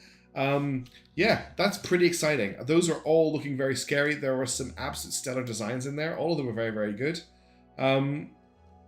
Nice work, everybody. I'm really happy to see those. Now, I'm obviously not going to be able to stream all night, but I'm not stopping here by any measure. The question is what do we do next? Because let's just change up what we're looking at here. Let me just quit out of High Fleet. And let me get my camera to catch my screen again. All right, so now you can see my screen. Now, I have some options for you. We can have a look at some of the ships we haven't got a lot of ships to look at. We can look at the Nomads, which is one of my suggestions. We can go straight to the Varyags. Or we can look at the Sarmas. I think Nomads, people are saying Nomads. Okay, we're going to look at the Nomads then. We've got a lot of Nomads, which is pretty cool. Give me 2 minutes. I'm going to go and grab a glass of water, and I'll get the Nomads loaded, and then we'll have a look at those. So I will be right back. I'll leave you with the synthwave background while I go and grab a drink. I will be 2 seconds.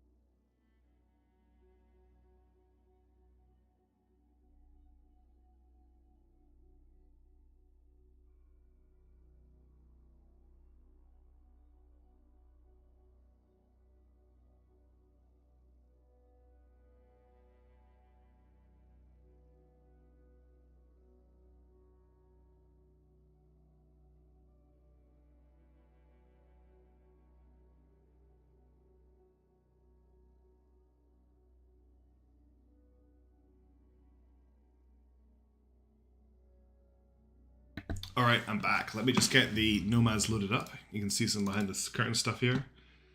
Phase 3, nomads. We've got 35 nomads submitted, which is a lot of ships. Oh, so the dog is starting to snore. Oh, yeah, that's fine. So you might hear in the background. All right, nomads are loaded. Let's get High Fleet back up and running. I'm excited and full of trepidation for these nomads. I am honestly very concerned. Just give me 2 seconds to update my Streamlabs so that you're not seeing me alt-tabbing all the time. There you go, you're not seeing that. Okay, let me just close some of these excess windows I've got open. Is the music still playing? Yes, it's just right at the end of a track. Okay, right. Nomads. First up, we have the El Capitan from T Rem. Do I have lore from you for these, T Rem? It's okay, Tully. Pupper just did a big sigh in the background. She's obviously a bit annoyed at me being still up. Desktop. Ships. Oh, why is my computer running slow? Lore. Close the lore folder. Yes, I do. All right. Thank you, Lynn. You're fantastic. So the El Capitan. Now, all I have is an excerpt from a reconnaissance team from UTRM. So I'm not sure which ship this is for, which of your nomads it is. Excerpt from a reconnaissance team regarding Agricus fleet. We have identified that the Agricus have only a handful of their Scarlatina vessels, which is neither of these. Okay, so I'll wait till we get the Scarlatina vessel up then. The Nomad El Capitan. These are Remco designs. Frankular, just wacky designs that I wanted to try building. The mark is just mark. So the Nomad El Capitan. Latest public newsletter from Remco. We at Remco thank the Gathering for their confidence in our vessels, as well as for the recent contract for engine maintenance that they've been so graciously to provide us with. In light of this windfall, we have updated our flagship to reflect our new military contractor position. Rechristened as the El Capitan, our private landing strip has been refurbished as a carrier deck for 8 multi-purpose LA-29s. Additionally, our expert shipbuilders have been able to upgrade the existing defensive armament to an offensive armament, featuring 19 57mm cannons. Separate from this matter, we would, however, also like to take a moment to reaffirm our support for investigating the recent attacks against our competitors by unidentified aircraft, and to also announce a 5% discount for competitors for our anti-aircraft vessels. Oh my goodness.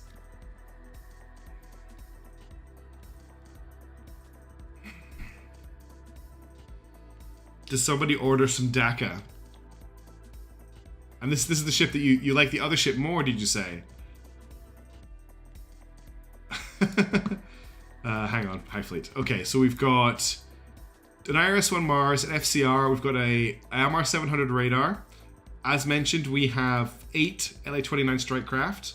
We have a lot of sprints. 1, 2, 3, 4, 5, 6, 7, 8, 9 sprints. No zeniths. We've had an Elant module back here and an Elant module up here. I like the fuel tank set up here. Armored superstructure as well. Where's the bridge? Bridge is very well protected. Obviously not all of these 57mm have full coverage, but there's still a lot of them. I want to see what the DAC is like.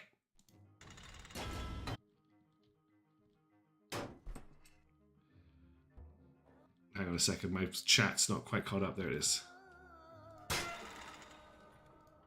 I just want to see what the DAC is like.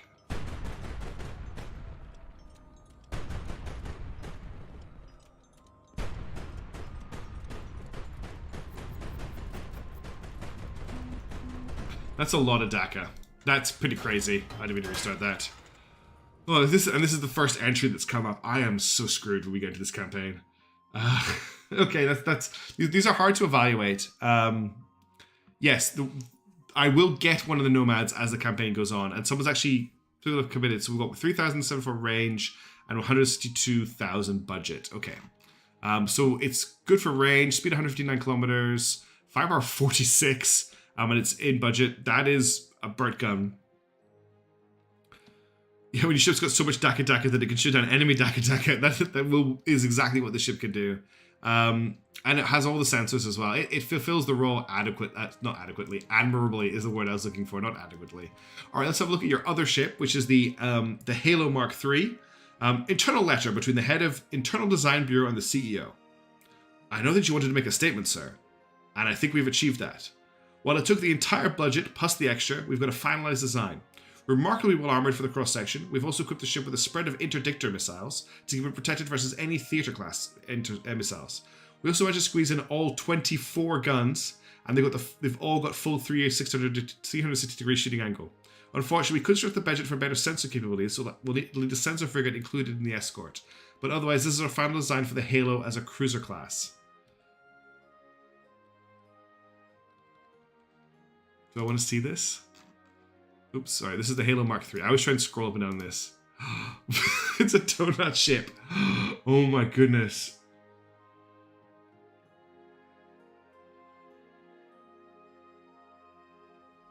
This is wild.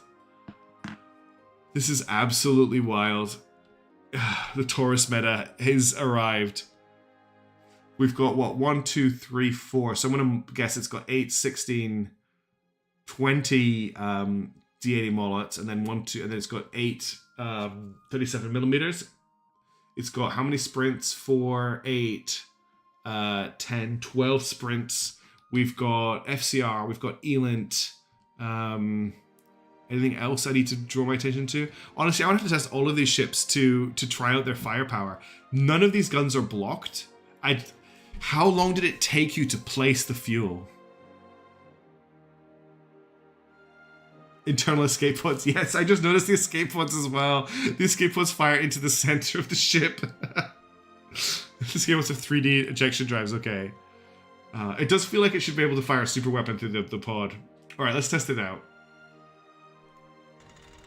I need to see it fire.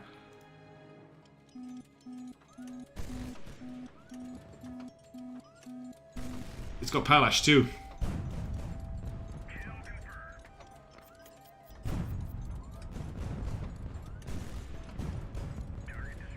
This is crazy. How would you fight this? I hate sluggers. Do you see him do a flip to avoid that shot?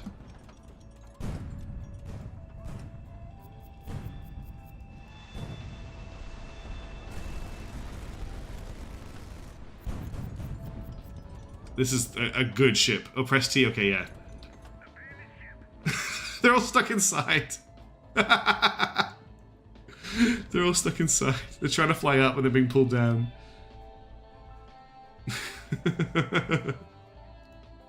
Okay, that's a fun ship. All right, that was the Halo from T Rem. I loved it. Next up, we have next up is an AGS ship, the Onmyodo. I've got some lore for it, unbelievably. I have okay, the lore for this ship is one line, okay? Hang on, I want to see what people are saying in chat.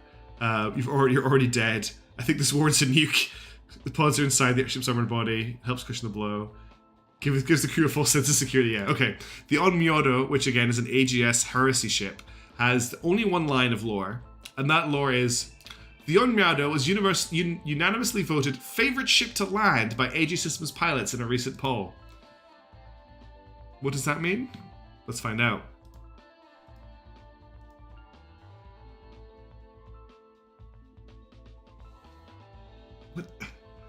What?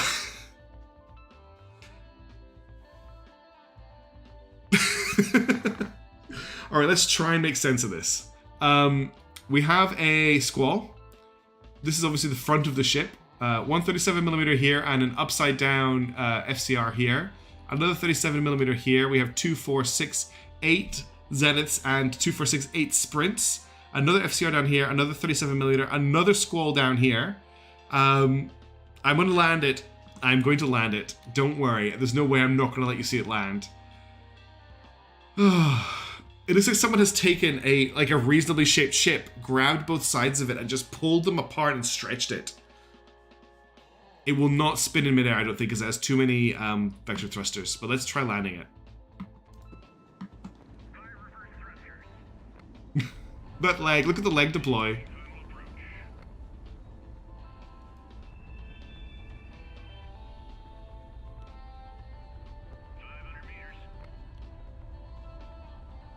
Yeah, the sheer strength is on show here. All right, here we go.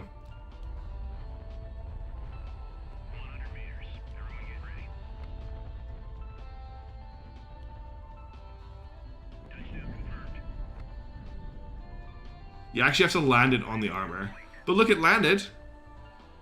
It did the job. It's in one piece. That's a pretty good landing. That leg though is something else. This is something else. Yeah, my brain wanted to make it flip over as well. Wow. This is why you should buy cocaine for your ship engineers. There's so much heresy here as well. Unreal. Well, that's your AGS system ship, everybody. Is there any polish on this? I forgot to check. Yeah. It's covered in palash.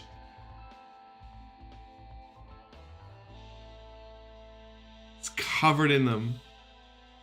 Hang on, I need to see this in combat. I need to see how many layers of palash it has. Let me just reload it.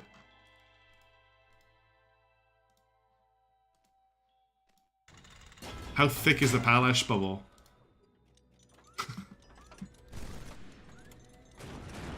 Oh, the guns aren't tracking very well.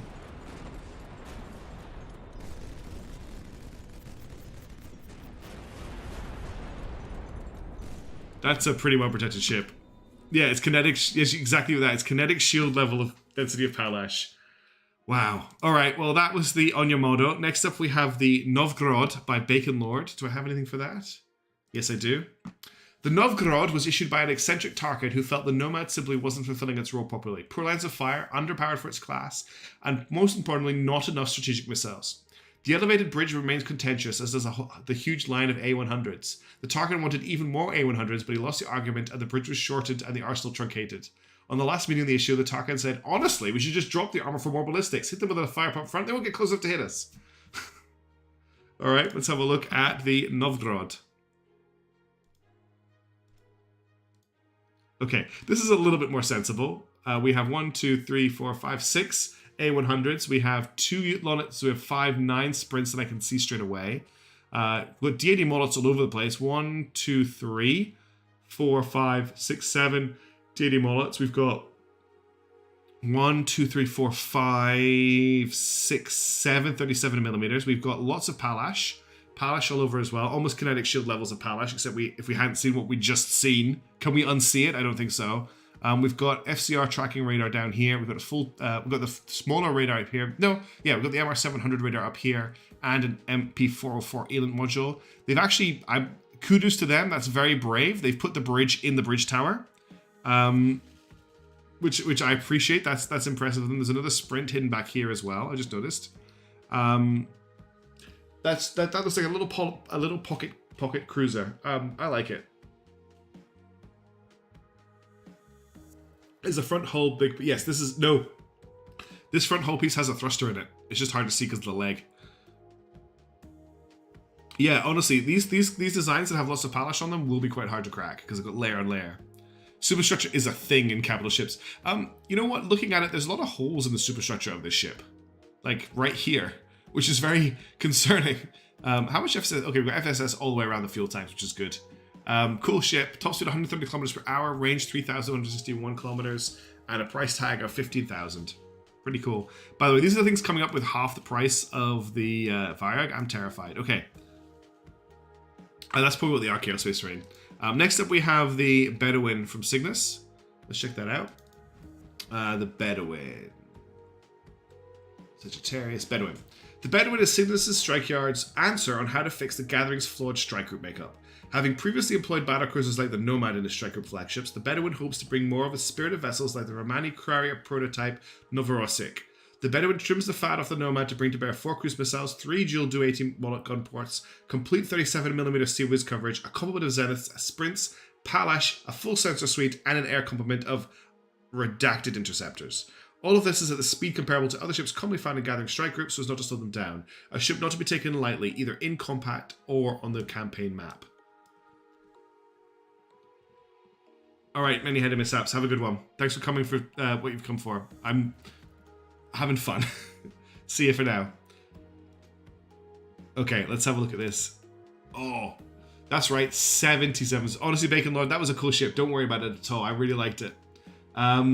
These are so hard to evaluate because there's so much going on. We've got 4 KH-15s, big radar, ELINT, full sensor suite. I love the positioning of the sensors here. I love these little... I actually really like a couple of sensors. I just think they look good. Yes, you're right, Crusader. It just looks nice, doesn't it? 2 deity mullets here, 2 deity mullets here. Where are the rest of the deity mullets? There's another deity mullet here and another deity mullet here. 6 downward firing sprints. 2 side sprints and little launches here, which is cool. Nice thruster placement as well. What else have we got? Bridge is in a pretty good place, although if this catches fire, the bridge is in trouble, but that's nothing you really do about that. I like that you've kept the idea of having a conning tower. I don't know why, I just love the look of the conning towers in the middle of ships. The style is similar to a modern aircraft carrier. I think that's because Cygnus like to use this weapon pod philosophy with their designs. So they put weapons together in pods in places, which works quite well. Top speed of 148 kilometers per hour. Range of almost 4,000 kilometers. It's in budget. Really nice looking ship. Well done. This looks really cool. It looks like it could go on a poster. Very, very well built. All right, next up we've got the Thunderhead from Dr. Shizmabob. Do we have text, anything for this? No, we just have the ship. The Zeniths, yeah. 6 Zeniths. Oh, 8 Zeniths, sorry. Very aesthetic. All right, here's the Thunderhead. Now, this is, on the other hand, does not have the aesthetics. What it does have is the power. We've got 4 Sarmats, 2 on each side. We've got 37mm to back them up. On the top here, we've got 10 sprints, radars for days, big ELINT, lots of FCR, lots of IRST. This is the brick. Top speed of 251 kilometers per hour, which is pretty fast. 3,100 kilometer range, 16,000 on budget. This is a very bulky ship. I'm still getting my head around exactly what we're seeing. There's a lot of firepower here, but split by the fuel tank makes it a little bit tricky.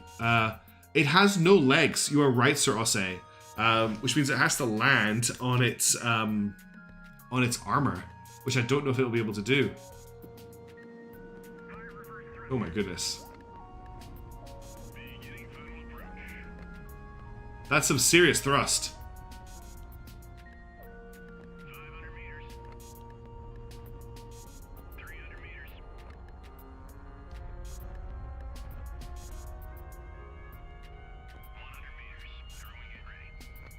This is going to be an awkward landing.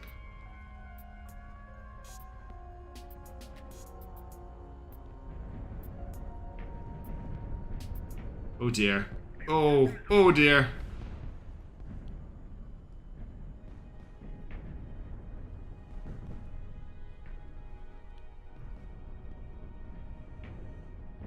I tried to be gentle. It's still going up. It's still exploding. Like a glove. All right. So there is a design flaw with this ship. I did stipulate landing gear. I mean, you can vote for it if you want. It's still going to hit the votes. What we'll do, Bacon Lord, is it'll get a no landing gear stamp on it in the vote, so that it's up for the community to decide. Add small legs for the funny. It was in the rules. That's right. Look, they put a lot of work into the ship, so I will include it in the vote, but it will have a no leg stamp on it. Oh, thank you, Lynn. You're amazing. Thank you so much. All right, next up we've got, what was that? That was the Thunderhead. Next up we have the Tungsten from the same designer. Okay, this is a bit more, oh, they've managed to do it. They've got an elevated squall. So an elevated squall, we've got the command tower again, 37mm here, 37s again, we've got 8 sprints, sensors, 37mm everywhere, but they've got a fully elevated squall, which is very impressive. That's hard to do. So they can shoot over the fuel tanks. They've got some little fuel tanks inside here, which is cute. Quite a lot of FSS on the ship as well. 120 kilometers per hour, 3,000 kilometer range, price of 16,000. That's not bad. What am I saying? Oh, sorry. Yes, there's style sprints. Here are the sprints up here. Looks like 10 of those if I'm not going blind. This is a more traditional build. Most impressive aspect on it is the elevated squall. 160k, yes, sorry, 160k. Cool. All right, that's the Tungsten from Dr. Chismabod. Next up, we've got the Yochade from Dyna. I think that's how you pronounce that. Can we put a landing deck on it? On this? Yeah, you can put a landing deck along here very easily. Ooh, this is a cool looking ship. Got sprint launchers on the sides here, 8 of them. We've got split firepower from each side because of the fuel tanks. We've got a Sarmat, 37mm and 3D monots on both sides. We have 2 R3. It's got nukes. So it's got 2 R3 nukes on both sides, and it has two A100s on both sides. So 4 nukes, 4 A100s. It has PHALANX as well, just covering the top of the ship, obviously to protect the missiles. We've gone through all the gladiators already, TW. I'm loving the armor around the bottom of the ship here. These big bulky legs as well. Full sensor suite, I think I've already mentioned that. PHALANX design, got E-links as well. Pretty cool. I like the armor on top of the armor. Yeah, just this extra, like you're not getting through this side armor at all. And then we've got the PHALANX to kind of help with that as well. Yeah. It looks like it's... I've noticed with a lot of Dyna's designs is that it looks like they almost look like they should compress like the Galactica's launch base do. Min-max AUDA Mk 4, okay. It's pretty cool. I like this ship a lot. Lots of nice little armor touches in here. Good build. Serious elevation on the thrusters, yeah. Where are they? Here, yeah. Because they are actually, these thrusters are actually behind armor. They're not heretical. I think they've actually been elevated. I'm not sure. It is still possible to elevate engines. It just requires a lot. Do the Lady of the Desert first? Okay. Oh, because you're up next. Okay. So here's the Lady of the Desert from Ensign Foil. I have some lore from you as well. It's 1.13 converted. Ah. The whole design is heresy. Yeah, there's actually a lot of heresy in here now that I look at it. Because of the way the missiles, of course, geez, hang on. It's still very heavy. Yeah, look at the missiles. We've got 2 missiles in each tube. They shouldn't be sitting like this. Yeah, okay, there's a lot of heresy in here. It still looks really cool, though. Nice work, Dyna. Alright, this is just inspired from another pair of shipwrecks. The Lady of the Desert and the Gluttonous Maximus are terrifyingly majestic and also in battle. The Gluttonous Maximus, in particular, is purpose-built for the Lord Governor's personal use. That's the Varyag, I believe. But let's check out the Lady of the Desert for Ensign Foil's Nomad version of a certain community favorite ship. This is actually really formidable. What is with these KH-15 launchers, Ensign Foil? How many AK-100s is this? 1, 2, 3, 4, 5, 6 of them. 37mm down here. Is the primary weapons the AK-100s? Arr, she be a mighty fine ship, she be. Oh, there's another 2 AK-100s down here. Oh, no, you cut them. Okay, there's AK-100s all the way around. And yes, these are nukes. Why does the ammo have no power? Because it's attached to the fuel tanks by the looks of it. Or heresy is the other option. It might be heresy. It will still work though, which is a big thing that Ensign Foil takes advantage of. Also, there's a lot of polish on this. Look, look at the polish.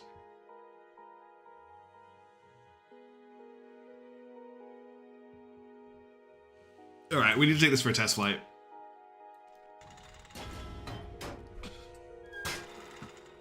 Arr, there'll be pirates on the horizon. It's a real shame I can't flip the ship around because we have to fly backwards right now. Fire a full broadside. Look, it can't get through the palash.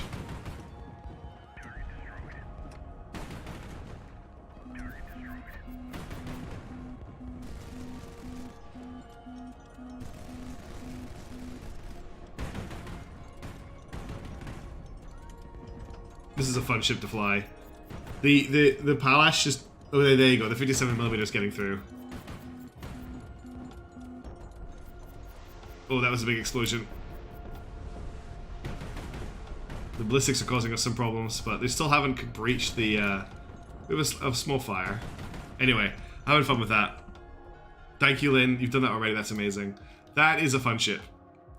So yeah, soon may the Wellerman come. Well done, Ensign Foil. So that's the Lady of the Desert, but ladies and gentlemen, we haven't yet looked at the Lady of the Desert 2. Yar! Lady of the Desert 2, what's the difference with this ship? So these are no longer nukes on this version. Is it a different 37mm layout? What is the difference here? Still got the palash. Can you let us know what is the difference here, Ensign Foil? The armor. Oh, you've got. Is it up armored? Let me just check. Oh, I see. Yeah.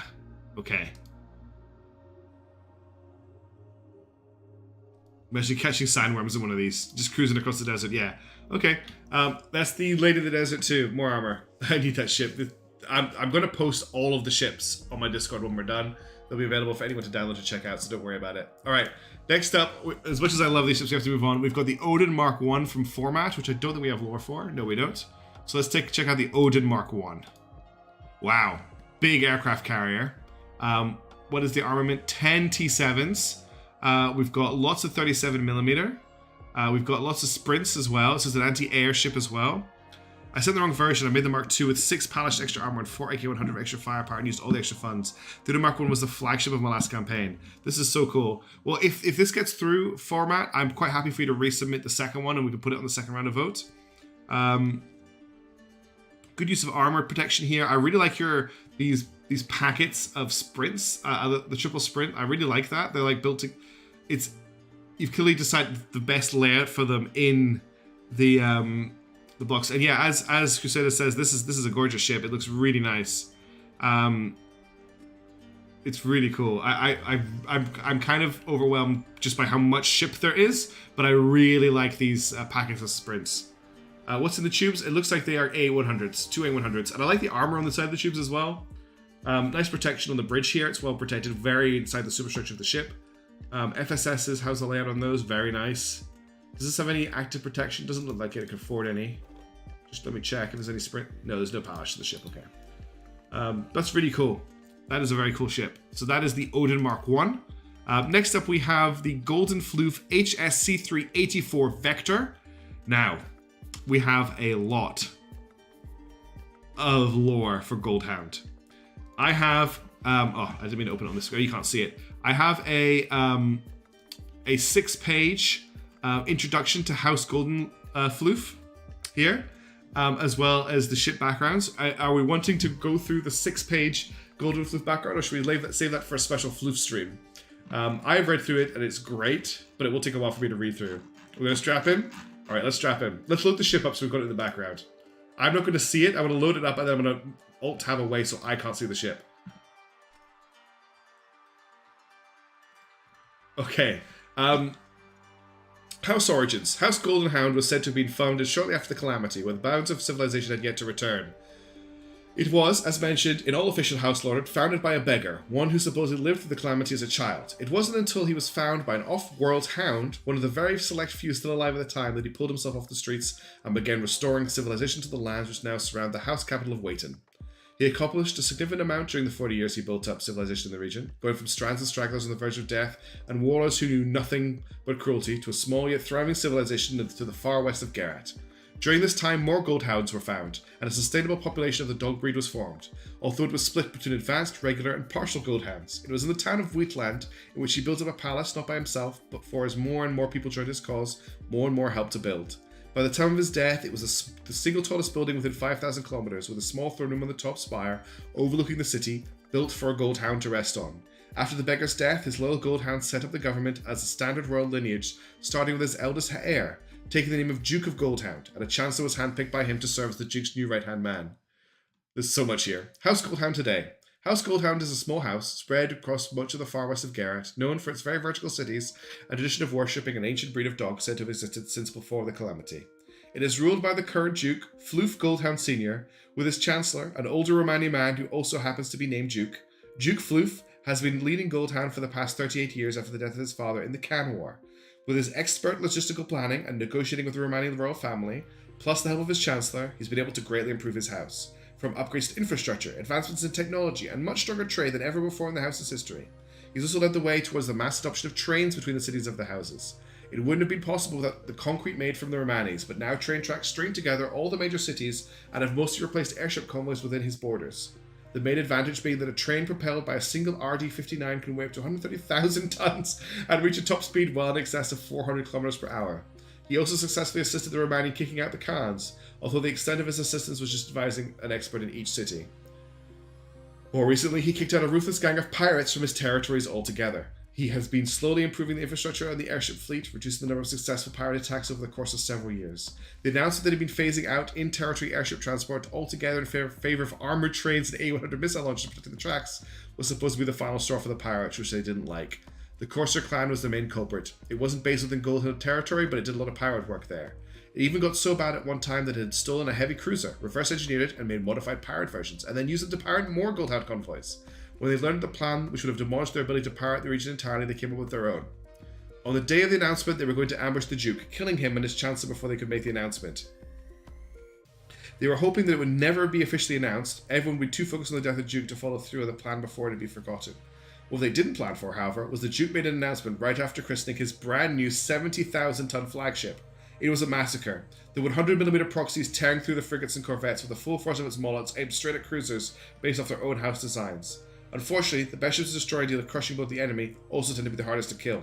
Their flagship, initially not supposed to do anything other than look menacing in the background, was torn to shreds, completely obliterated within a few volleys of it coming in range. That also helped immensely with the transition to trains, since there wasn't near as much fear of someone blowing up the tracks with those pirates gone, though some rumors said they found a new flagship. Okay, when the clans invaded in the 160s, they did so from the west, their first stop being House Goldhound territory.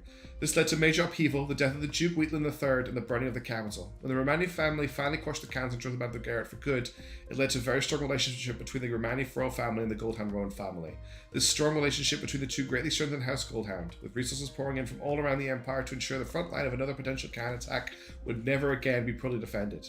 Not only were the Romani coming in large numbers to the lands of Goldhound, but many of the Khans of the old invasions forces were driven out, leading to a land filled with a mix of four races.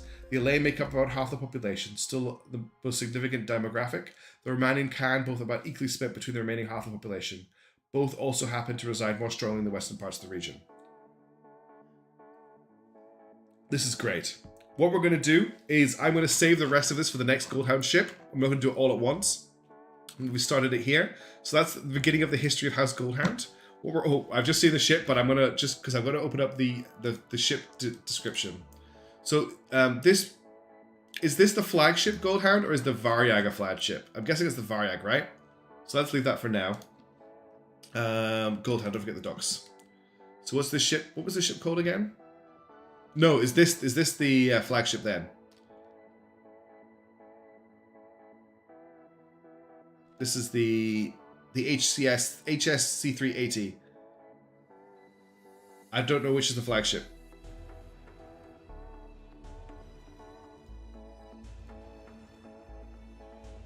Vector.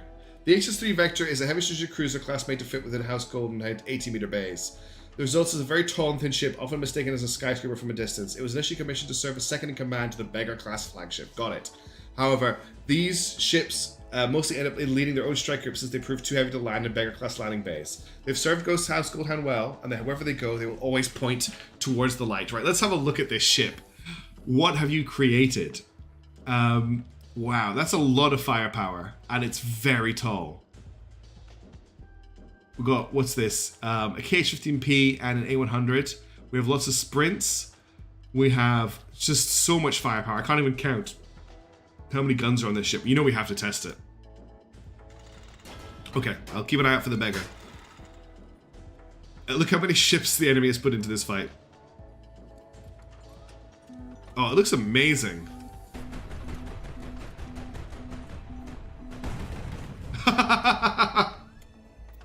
Now that's a barrage.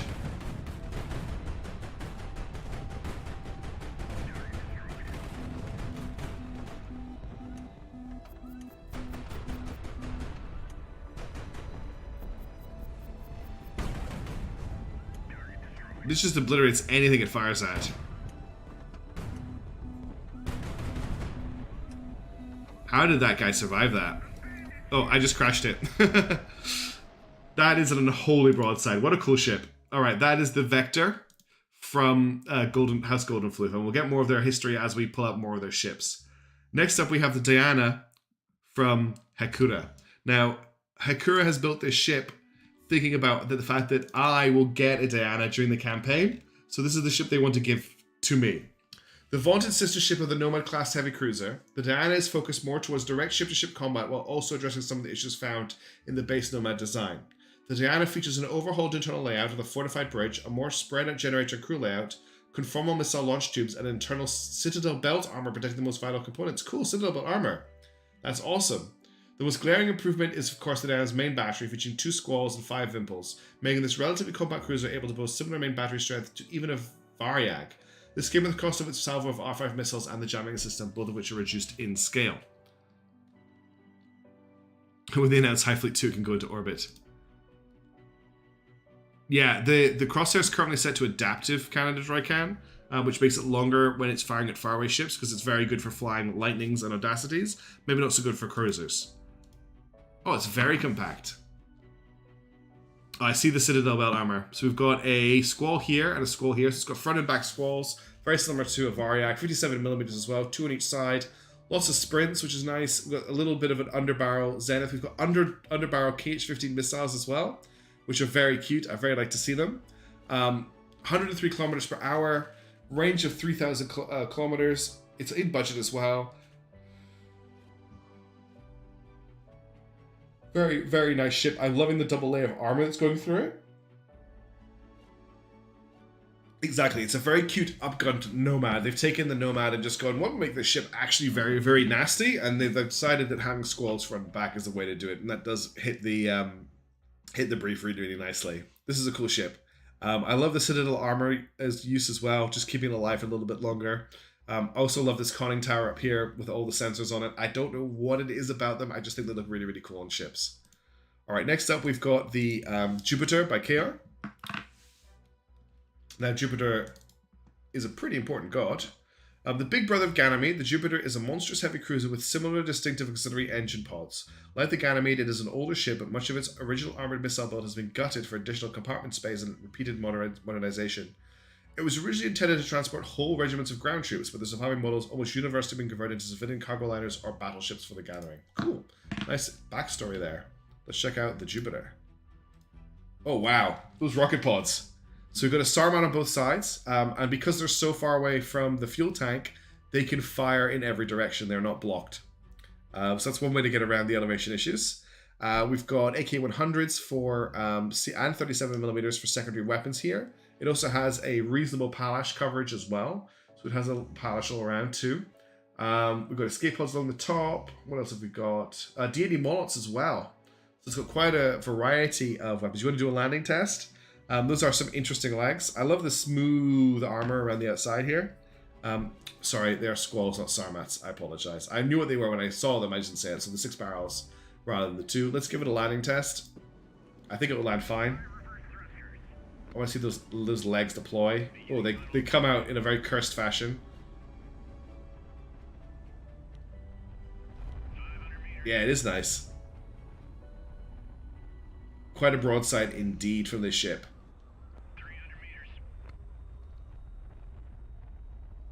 I think it's going to land absolutely perfectly. Here we go. 100 meters. Everyone get ready. Touchdown confirmed. Yeah, perfect landing. Very nice. Cool looking ship. Well done. Thanks for your hard work. Very, very nice.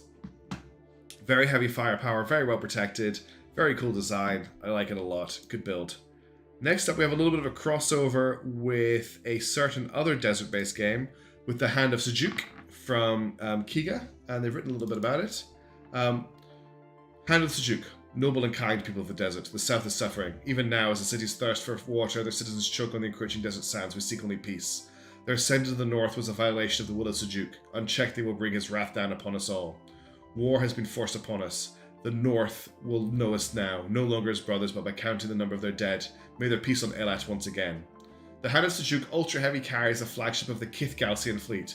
It is the personal ship of the Kithsa of the Galcian, the Kahad Sejuk. So we've got a little bit of a homeworld theme on this one. Oh, internal flight base. We've got 1, 2, 3, 4, 5 nukes. We've got 1, 2, 3, 4, 5, 6, 7, 8, 9, 10, 11, 12, 13 T7s. D&E Mullets on both sides. We've got a kind of a ship's hull configuration as well. I like these forward-firing zeniths. They're like torpedoes. And we've got a jammer here as well.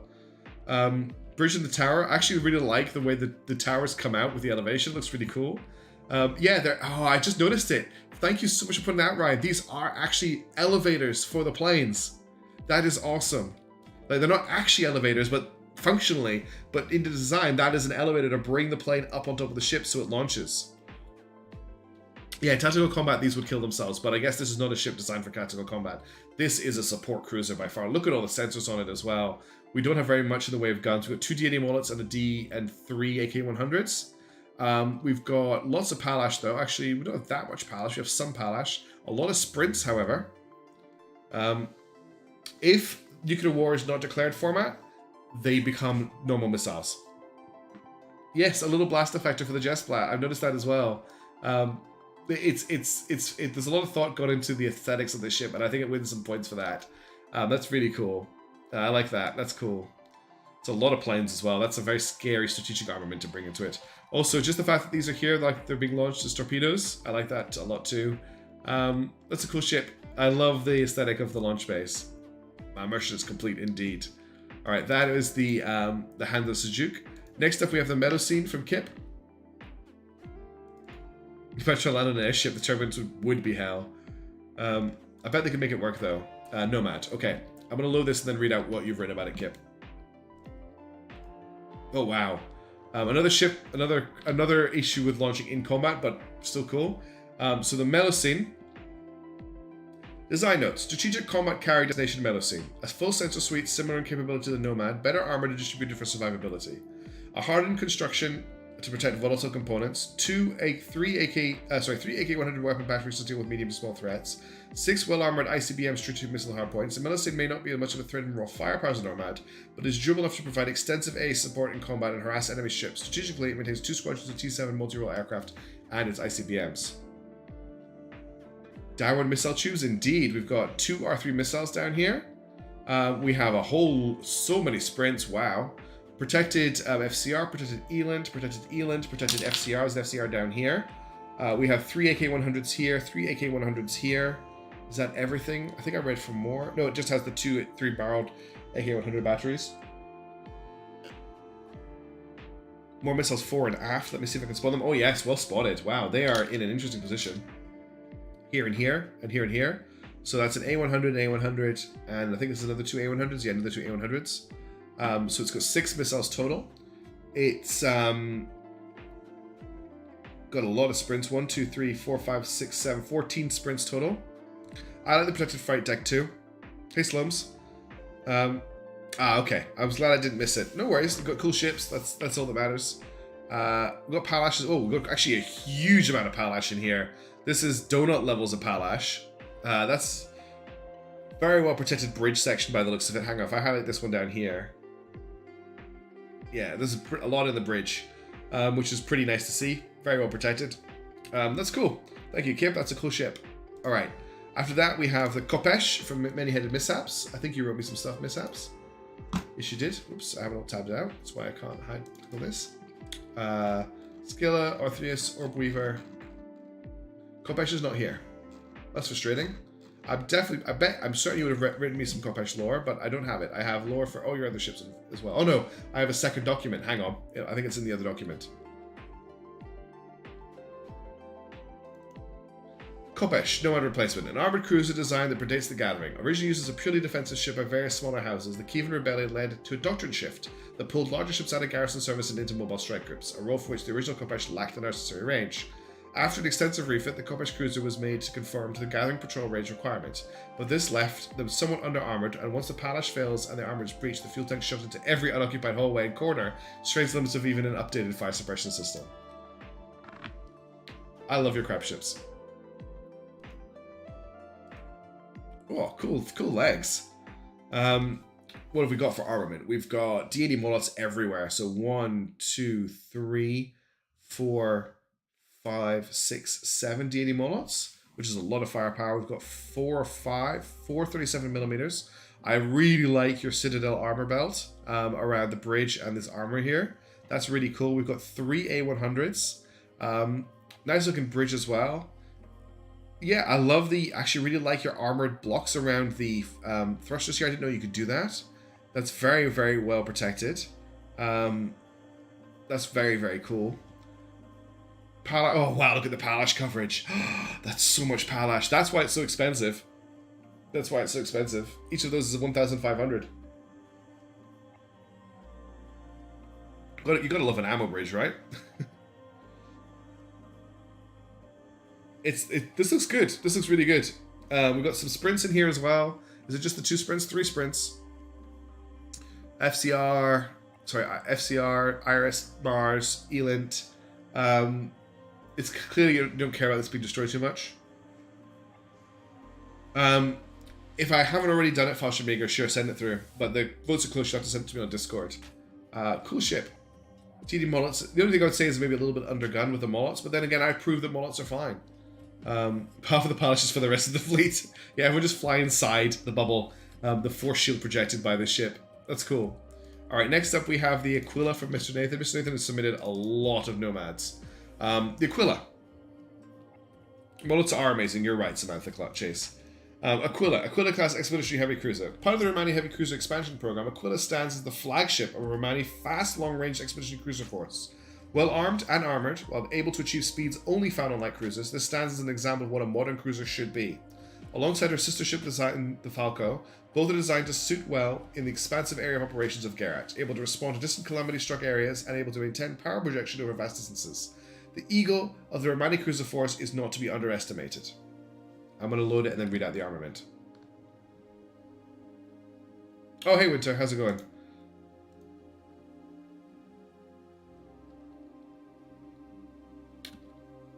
Okay, let me finish reading this. 10 180mm Mark 1 180s, 4 57mm Vimples, 10 R5 Zeniths, 8 R9 Sprints, and 2 KH-15 missiles. Yes, it's Romani design, but the Devrillion also uses Romani design ships. The decision After the success of the development of local defense ships, NACO's expanded its operation to cruiser designs, commissioning an external design bureau for cruiser designs. This ship in particular follows a design bureau that focuses on speed and utility over firepower and protection. The design to name Aquila was a profound and well-loved thought, bearing from Italian and Latin origins. It truly symbolizes an eagle of the Romani fleet. Able to fly vast distances and leave a strong influence in a wide area, Aquila serves well with that in mind. Its Italian name was also inspired from the Regina Marina of World War II, where the Italian Navy had generally the most beautiful designed warships compared to their counterparts. And well, Aquila is no exception, a true workhorse and a beautiful one at that. So this has 10 180mm guns on it. which is a lot. That's a lot of guns. So there's 6 here, another 2 here for 8, and another 2 here for 10. We've got a bunch of Vimples as well, all the Zeniths in the world, tons of sprints. Looks very nice. Lots of redundant armor, which is really cool. Yeah, that's a nice looking ship. We've seen some really nice ships tonight. Very, very nice. Very nice, Mr. Nathan. We've got a couple of other ships to look at in a second. The upper right is, I was just thinking the same thing, that would very much make a flight deck, but they didn't have the budget to do anything more than that. So I think they did a pretty good job with what they had. Yeah, that's very cool. I like, actually, one thing I quite like is this bridge lozenge here with the 257mm at the end. They look very cool. All right, let's have a look at Mr. Nathan's next ship, the Falco, which is supposed to be the Aquila's sister ship. So I'll leave this on screen while I read the lore out of it for you. So the Falco is an expeditionary cruiser. Oh, Derp, you made it. Yes. Part of the Romani Heavy Cruiser Expansion Program, Falco stands as a dedicated support cruiser of a Romani Fast Long-Range Explorer Cruiser Force. A modified Aquila, sacrificing firepower and internal protection for an impressive speed of more than 200 km per hour, a speed usually only found in contemporary frigate designs, and a more comprehensive array of sensor equipment thanks to a slightly modified Eagle bridge design. That is a cool looking bridge, actually. Like her sister design, the Aquila, both are designed to suit well in the expansive area of operations of Garrett, able to swim to temperature areas, able to maintain power protection over vast distances. The Falcon of the Romani Cruiser Force is a fast hunter and can catch you off guard should you let your defenses down. 10 times 130mm D80 Molot, 4 times 57mm AK-75 Impulse, 6 R5 Zenith, 10 R9 Sprint, 2 KH-15 cruise missiles. After the success and development of local design bureaus, cool. The designs were purchased from Legatus Heavy Cruiser Design Bureau under the guidance provided the ships Aquila and Falco. The decided name of Falco was pretty much a result of the star and example Aquila, and both have pretty similar naming conventions. Falco fits her as she is a smaller Aquila in general, but a much faster, more agile one, like how a Falcon is smaller than an Eagle, but much faster and agile bird of prey than the latter. The stars aligned and her name was born. So we've got the same gun layout, but they've oops, I've just minimized the game, downgraded the guns to Molots, which honestly isn't that bad a thing. We've still got the Vimpols, still got the Molots. Yeah, everything's the same there. Sprints, etc. And then we've got the better sensor bridge as well, and sensors at the front here too. I really like this actually. I love that they're mounted on a jammer. Yeah, I actually like that too, Grey Wiz. The fact that it's yeah, another 200km notepad. There's some really scary stuff. These are good ships. I don't have much to say on it because it's good. I can't really add much to the fact that this ship looks great. Great work here from Mr. Nathan. All right, next up we've got the Kirov. I'll load this up and read its fluff as well. Very different ship. It's got bombs, I just noticed. Mr. Nathan, Kirov. Falco, Aquila, Uragan. Oh, so the dog is now snoring, so you may hear in the background. NACO's very own take on a design for a heavy cruiser using the existing Aquila hull as the base of the ship, but made smaller as NACO engineers aren't as well versed in large ships. Featuring the Eagle bridge found in all ship designs derived from the Aquila hull, it allows a wide array of sensors and equipment to be mounted for a better situational awareness of the combat zone. Thanks to the Aquila hull, the ship is well armored against incoming shell fire. As part of the NACO trademark, it is outfitted with a bomb bay full of bombs. The bomb bay itself is well protected by a heavy layer of PHALANX, knowing the mounted bombs to be protected from incoming fire. Keaor reporting. Armaments: 14 AK-100s, 4 A-37s, 18 Fab 1000 kilogram bombs, 8 R5 Zenith, 20 R9 Sprint, 2 KH-15 cruise missiles, 9 PHALANX APS. Keaor reporting. I love the idea of NATCO just being unable to not put bombs on their cruiser. 14 AK-100s is nothing to be sniffed at, though. They're in pods of 4 on the front and the back, which is cool.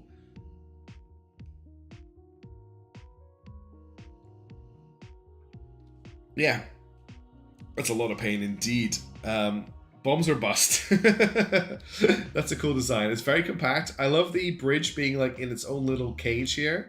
It's an interesting position. Use of armor. The bridge here is really cool with its sensors. Another nice Myth of Nathan design. Okay, last but not least from Mr. Nathan, we have the Uragan. The Uragan. Oh, hang on. Let me load this. Oh, interesting. It's like a missile destroyer version. Uragan class strategic destruction heavy cruiser. Designed from an independent missile bureau, the Uragan was born out of providing military forces a strategic advantage in power projection over a vast area. Equipped with more than enough missiles to destroy any adversary while still... Uragan means hurricane, okay. Missiles destroy any adversary while still armored and equipped with more than enough MLRLs to flatten ground targets and destroy enemy strike forces. A slow but intimidating hulk of aluminium able to project power strategically into the battles. It is the Hurricane of the Romani and the Hurricane of the Garati. 8 22mm rocket launchers, 4 Vimpels, 6 sprints, 4 cruise missiles, 2 KH-15 anti-radiation cruise missiles, 2 R3 intercontinental. This ship in particular follows a design bureau that favors firepower over everything else. A symbol of power that extends as far as the missiles can go and as close as the guns can fire. Truly worth the investment for NACO to hire the Poseidon Missile Agency and purchase the Uragan. Uragan was named choice primarily because it started off as a cruiser equipped with A220 MRLs, named directly after the Soviet MRL's vehicle Uragan that fires 200mm rockets in indirect support of ground forces. As it grew, it slowly became a missile cruiser, then a strategic missile cruiser. And while it kept the A220s, the name further expanded to the Hurricane that can stir with the amount of power projection it carries. 4 at the front here, 4 at the back here. That's a lot. Ship included with explosions, yeah. A deadlier, uglier typhoon is a way to put it. That's a lot of firepower on this ship. And one thing to point out is these are not blocked. So it can fire all 8 220s in any direction. I want to see what that barrage actually looks like. See how it goes up against something big.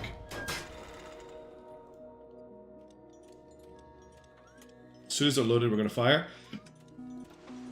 Oops, I did. Okay, they're on the secondary.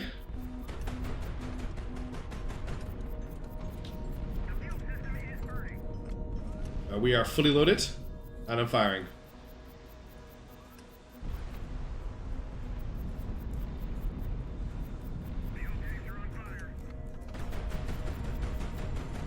That's a lot of missiles. They spread a bit on that distance.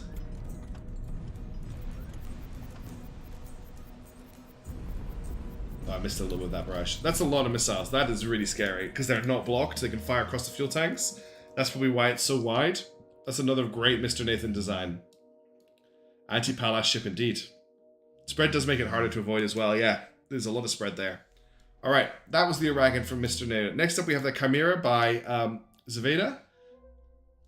The Chimera is not one of these, unless it's this one. Heavy aircraft carrying rocket cruiser, portraited in a style of cross-section illustration.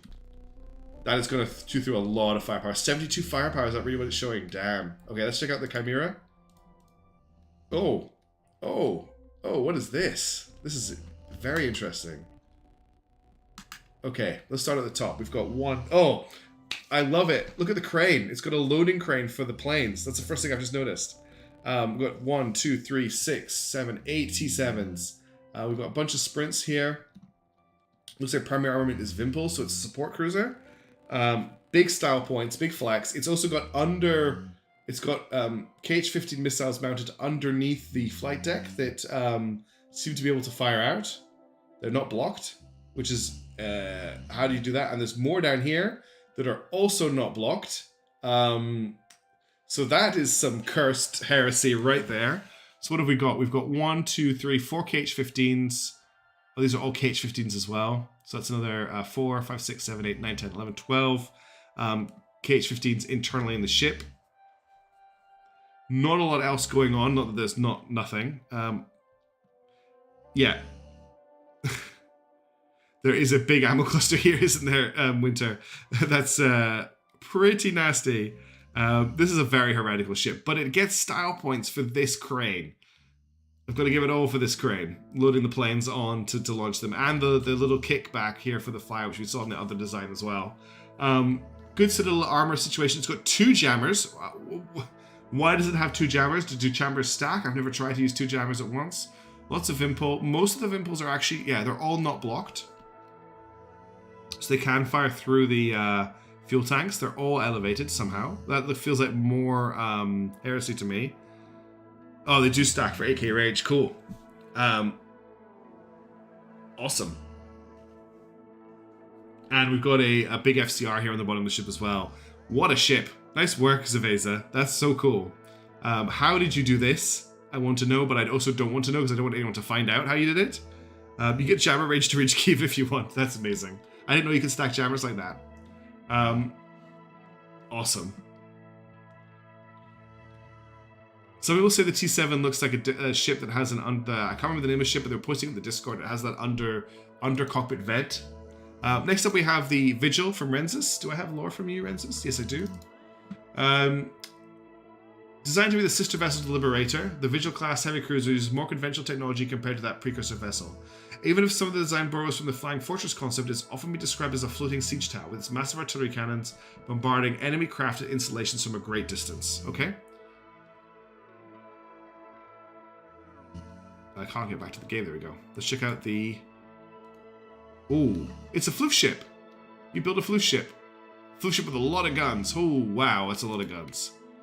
What have we got here? We've got 2 Squalls with full coverage, 2 Sarmats with full coverage, 2 A37s with full coverage, another 2 37s down here with not quite full coverage, another 2 A37s. We've got sprints here inside these launchers. That is a lot of gun. That is a lot of gun. That is 12, go my maths, 14, 16, 180mm per barrage. I want to see the... It does look a bit suggestive, but we're not going to talk about that. I just want to see what the barrage looks like. Oh, the Lord... So this is a pirate cruiser, is it? I just want to see a barrage from this, from the main gun. Oh, you guys don't know what's going to happen to you. Okay, here we go. I'm firing. Yeah, this is a lot of this is a lot of DACA. Even when they're empty, you can just keep firing. I mean, I can't hit one of these courageouses to save my life, but it just keeps shooting. That's a lot of shoot. Oh wow. Okay. Well, that's that. Yes, a big misses. I'm not very accurate with my big guns. But that is a scary ship. Chaos Space Marine, that's a lot of firepower. Oh, and there's also Zeniths up here that I'd missed before, and there's Palash covering the top and the bottom of the ship. That's very nice. Very nice indeed. Alright, that was the, where is it? That was the Vigil from Rensis, or Chaos Space Marine 92. Next up we have the Tyrant from Shogun. Now I've got 2 copies of this, but I think the Shogun 1 is the last one you submitted. The Tyrant is a deadly battleship with a deadly Molotov AK-100 combination, being able to rip ships to shreds while tanking the shots that pass through its Palash APS shield. The Tyrant doesn't know defeat and it's here to bring the Imperial ships to their knees. The Gathering deemed the Nomad a FUBAR ship due to its lack of armor, active defense systems, and armament. The government set yet another contract to redact it to build a Nomad replacement with a slightly bigger budget. This is how the Tyrant program was born. The program's faced several delays and total redesigns throughout its development, including the implementation of 2 additional engines due to thrust and weight ratio issues. Extra fuel tanks also had to be added to increment the range of the heavy cruiser. Despite all of this, the Tyrant succeeded and it was adopted in a large quantity by the Gathering. It proved itself to be quite formidable, destroying several resistance ships throughout Garrett. It has never been bested in combat.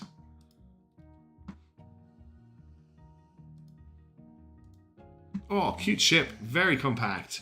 1, 2, 3, 4, 5, 6, 7, 8 D80 Molots. 1, 2, 3, 4, 5, 6, 7 AK-100s. A lot of people coming up with this design of putting an AK-100 under the fuel tanks here.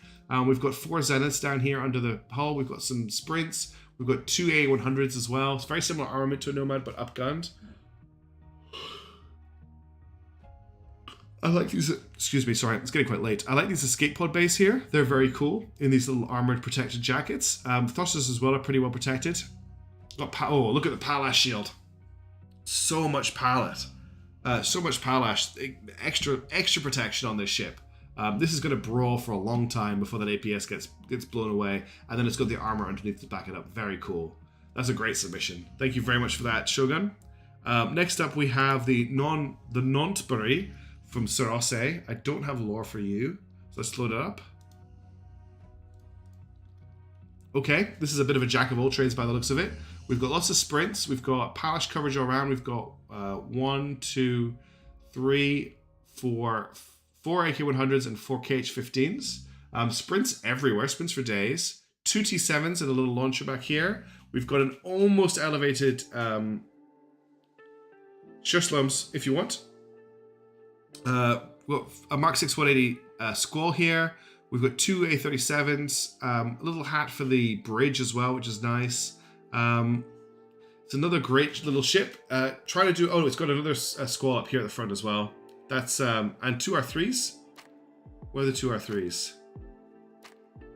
Q100, KH15, KH15, KH15. I don't see the R3s. Unless I've loaded the wrong version, maybe I need to load this one.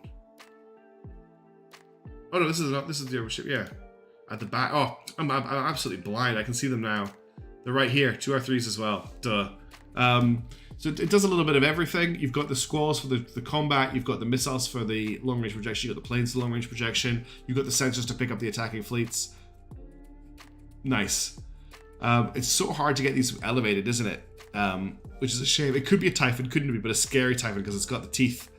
If you get detected, this is indeed going to hurt. It's going to throw a lot of pain my way. This is a ship to make a strike fleet terrifying. Okay, next up we've got the Brunhilde from Slome. What do you want to send me some lore for this quickly? I'm gonna load it up. This is the Brunhilde. Wow. Oh, look at this crab boy. Let me just check if you're messaging me in Discord. Not at the moment.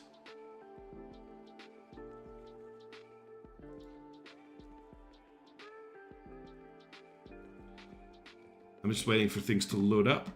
It is such a cool ship. We've got two 220mm MRLs, 37mm AK-100s. We've got some more 37mm up here.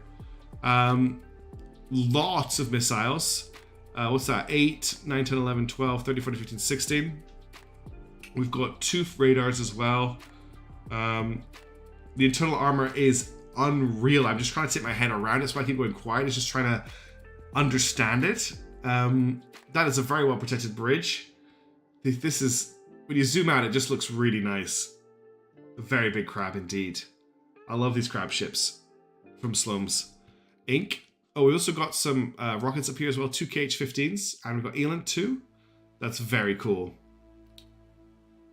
Mega crab indeed.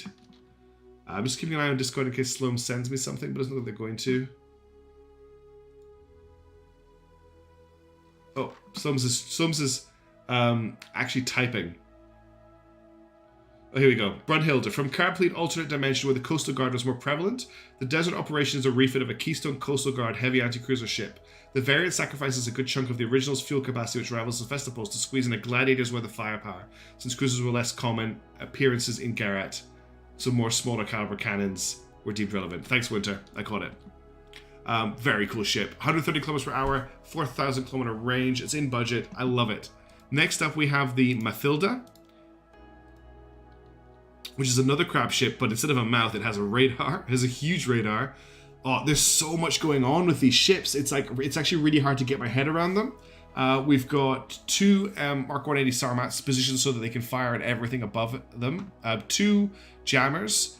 We've got FCR. We've got 8 Zeniths. I didn't even notice there are missiles tucked into the bottom here. Again, we've got those cool legs. We've got D80 Mollets here as well. Bridge is well positioned again. Still got those KH-15 missiles too. That's amazing. Sprints up here. It just, there's so much going on, and we've got Palash, big Palash coverage at the same time. There's just so much going on. I love these ships. I kind of wish the game had gone with a crab design for ships so we could see more stuff like this. These are really, really well designed. Thank you so much, Slomes. It's yawn count too. Yeah, it's getting late, but I want to make it through the Nomads for sure. I do really need the best of luck, Greyways. You're right. It does a lot of things for a strike group, doesn't it? It just fits lots of holes in your strike group requirement. Really, really cool. I love them so much. All right, next up we've got the Lich from Strawman. Let me just get the lore for that. Oh, that's right. They've written this long. This is for a particular type of ship that they've written that lore for. So wait for that to come up. This is the Lich. It's another carrier, but it's also got some guns on it. We've got 4 KH-15s at the back. We've got 6 sprints. We've got Elant. We've got radar. We've got FCR. We've got a whole ton of Zeniths at the bottom here. 10 Zeniths. DD models to the primary armament, and we have 8 T7s as well.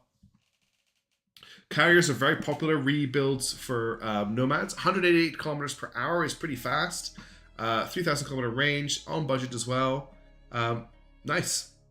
Good work. Loving the armored bridge carrier. Yeah, exactly. Fallschirmjäger was completely right. They're either massively deadly, incredibly aesthetic, or both. Every ship's been fantastic so far. Every ship on the stream has been fantastic so far, including all of the gladiators we looked at before. We've also got PHALANX coverage on this ship as well, front, top, and bottom, which is nice. So, yeah, all-around carrier focus. Everyone wants to see a moving carrier battle group, don't they? Yeah. All right, that's the Lich from Jack. Next up, we have the Omen from Tekguy. Oh, cool. I can see multiple jammers on this. The Omen, I think I've got something written from them. Yeah. So you want a new Nomad for your fleet target? Do you want to engage in glorious combat and provide a complete sensor support capability to your fleet? Have you seen your governor's Varyag and craved its twin 180mm squall cannons? And you don't want to go to a pirate for money?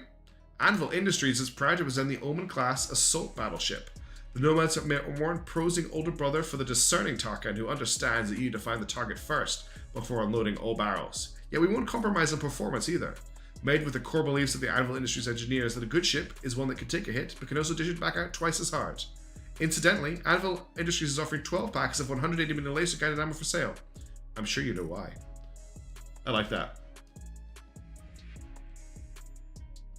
What, Slomes? That's insane. Okay, let's have a look. We've got 2 KH-50 here. I love this, the asymmetric missile launch bays. We've got Zeniths here as well. We've got 2 squalls with pretty much perfect coverage, which is really, really nice and scary. 2 jammers down here. We've got 2 IRS Mars as well. 37mm as backup currency, backup ammunition here as well. It's a cool ship. Very cool ship. Nice. Big beefy boy. 133 kilometers per hour, 3,000 kilometer range, and a price tag of 15,000 makes it a very cheap ship as well. Well under budget. Very cool. All right, next up we've got the Scarlet ATHENA from T Rem. We'll have a little bit of lore for this from T Rem. I like your little lore as recovered intelligence packets. Excerpt from a reconnaissance team regarding Agrico's fleet. We have identified that the Agrico's only have a handful of their Scarlet ATHENA vessels. However, due to their size and firepower, they would be difficult for our strike groups to handle, although likely not insurmountable. While the vessel has just over a dozen interdictor missiles, it does not feature any theater missiles and would struggle to strike our vessels from long range. That said, it is faster than one might expect at its tonnage, featuring plenty of armor. Tactical recommendation. In the event of hostilities, mass forces may be needed to tackle, ideally, and the report trails off. It looks like it's his turn on the Xbox. Here's the Scarlet ATHENA, another mushroom ship. Ooh. Oh, it's big. There's a lot of guns on this ship. So we have 6 Zeniths, we have 12 Sprints, full sensor package. We've got 1, 2, 3, 4, 5, 6, 7, 8, 9, 10 D&E Molots. And a whole total of 37mm as well. Big heavy armor coverage too. Are we looking at any Palash or anything in this build? Yes, we are, because I covered a Palash up. So we've got 4 Palash covering it as well. And again, yeah, 209 kilometers per hour. Lots of fast Nomads coming out. This is crazy, because they usually just don't move at all in combat. Range of 3,000 kilometers, and it's in budget as well. I like this sloped armor design on the bridge. It's very cool. Another great big ship. Another nice mushroom from T Rem. Alright, next up we have the Wayfarer from House Lefay. Oh, give it a quick drive? Okay, I'll give it a quick drive.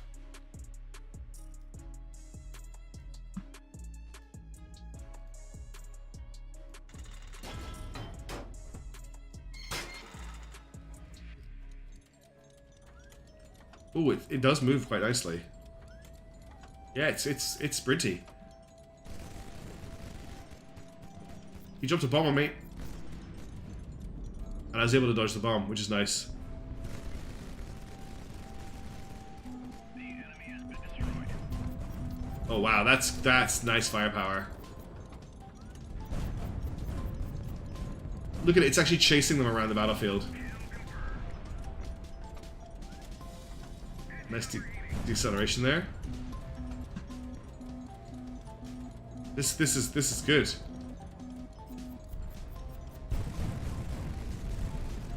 enemy has been destroyed.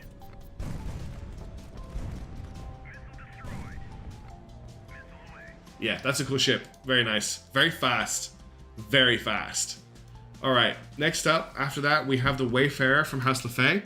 Let me grab their lore. House of Fae's Wayfarer class adapts the battle-tested hull form of the Challenger-class battleship into a smaller package, armed with a massive main battery of 10 AK-100 100mm cannons and a defensive battery of 8 37mm close-in weapon systems. Compared to 2 Gepard-class corvettes, the Wayfarer class is the standard cruiser in House of Fae's expeditionary fleets. Powerful enough and with enough endurance to operate alone, these vessels were a common sight in House of Fae territory, and many were captured or destroyed upon the arrival of the Gathering. The blueprints for the Wayfarer were stolen, resulting in design being proliferated beyond House of Fae. Heavy armor, heavy firepower, and significant endurance are the ship's class strength. The only weakness is the slow speed, only 10 km an hour faster than the Nomad class they replaced. I'm excited to see this. There's been a lot of buzz around House of Fae ships, especially the cruisers. Ooh, is that a double layer armor design? With PHALANX? Oh, this is nasty. Okay, AK-100 pods with full coverage.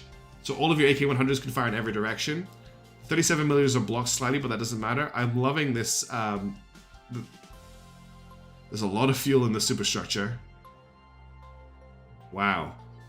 We've got FCR, we've got IRS-1 Mars, Elant as well. I love this interesting sensor tower configuration. You all just want me to die, don't you? Yeah, no one wants me to survive this campaign. How do you crack this ship open? How much of a beating can it take?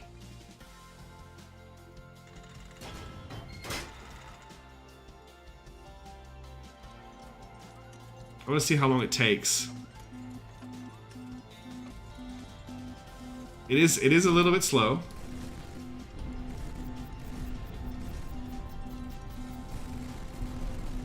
I shouldn't be saving my ammo, should I?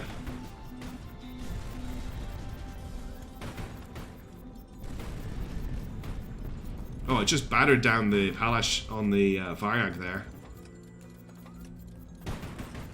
It's basically taken no damage so far at all.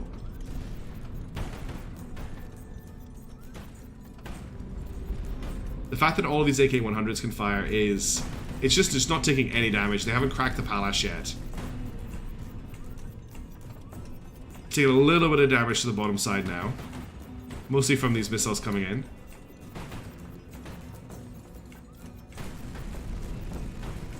And now we're chewing through the... and now we're just chewing through the Varyag. Well, that's terrifying. This is a crazy build. That double layered armor design with the PHALANX inside it. That's a tough nut to crack. And it looks very, very handsome as well. It's a very aesthetic ship. The ammo weapon pods with AK-100s is a really good idea. I know it's a kind of a meme that high-tech ships are flying bunkers, but damn. This is quite an attractive flying bunker, at least. Okay, that is the Wayfarer from House of Fae. Next up, we have the Hyperion from Nickname Toms. What a submission that was. Wow. Let me get Nickname Toms' ship up. Did he give me lore? I thought he did. No, he didn't. Okay, let's check out the Hyperion from Nomad Toms. The Jawbreaker ship. You get through one layer and there's a tougher one below. Yeah. Oh, okay. This is cool. So, looks like these weapon pods are a thing in the community. Lots of people are trying them out. This our first side-mounted RD-51 engine, which is cool to see. Although we're in... My head's a bit broken in this ship. I guess this is the rear engine, this is the front engine. Because it has asymmetric engines. Because this is an RD-51 and this is a D-30. It's a Sidelander. We've got 8 Zeniths, we've got Sprints, big radar, big Elant, 2 KH-15s up here. And these are empty. Oh no, they're not empty. Oh. Yeah, I thought they were facing the wrong way around, but 2 KH-15 missiles here as well. We've got lots of guns. We've got a mix of AK-100s, D-80 Molots, and 37mm to get that change in firepower. Look, I'm going to persevere with this campaign. I'm going to do the best I can, damn it. I think it rotates if you try to land it. What lands? What rotates? It rotates if you try to land it. Oh, it does rotate if you try to land it. Well, you gotta really fight that side thruster to get it to land, or it tries to flip itself over. 300 meters. 100 Oh, I came down way too fast. Oh. Oh no, I had to fight it the whole way down, Slomes, which is why I came down way too quickly. Anyway, that's a cool ship. I like the design a lot. It's very aesthetic. Not the best landing, no. My fault, not the builder's fault. All right, next up we've got the Party Bus by SNAK. They didn't give me any lore for this, but the last ship was crazy. So let's check out the Party Bus from SNAK. Oh. So remember, SNAK was the one that had 49 zeniths. This has, what, 12 T7s and 8 LA-29s. We have zeniths all the way down here, and then behind them we have KH-15s in a cursed layout. We have tons of sprints. Vimples there, Vimples 37mm as well. Big giraffe legs. I mean, it's the party bus, right? The entire Air Force in one ship, and it also is a strategic missile carrier because it has 1, 2, 3, 4, 5, 6, 7, 8, 9 missiles, which will turn into nukes when nuclear war starts. This is punishment, this ship. This is punishment. If I get detected and this thing's flying around, I'm going to get completely destroyed by aircraft and missiles. SNAK wants me to fail more than anyone else by looking at their ships. Well, that's the party bus from SNAK. Crazy. And last but not least, we've gone through all of the nomads, all 35 of them. We have the Grandiose from Tacos. Let's just get the lore up for that. The Grandiose. Each and every Grandiose is the product of the entire industrial and engineering output of a single city. A colossal aircraft carrier with a distinctive double flight deck design, the Grandiose carries a distinctive air wing of how many interceptors? As well as 4 strategic missile tubes. It also mounts a powerful anti-aircraft array, Sea-Wiz guns completed with Arctic sprint interception missiles. The Grandiose is utterly vulnerable and unarmored in close combat, but is more than capable of avoiding such an encounter thanks to powerful radar, FCS, ELINT, and IRST. Are you ready to see how many planes how many T7s this ship? You think this is a lot of T7s? You think this is a lot of planes? That this is punishment? This is a lot of planes? This has 20 T7s.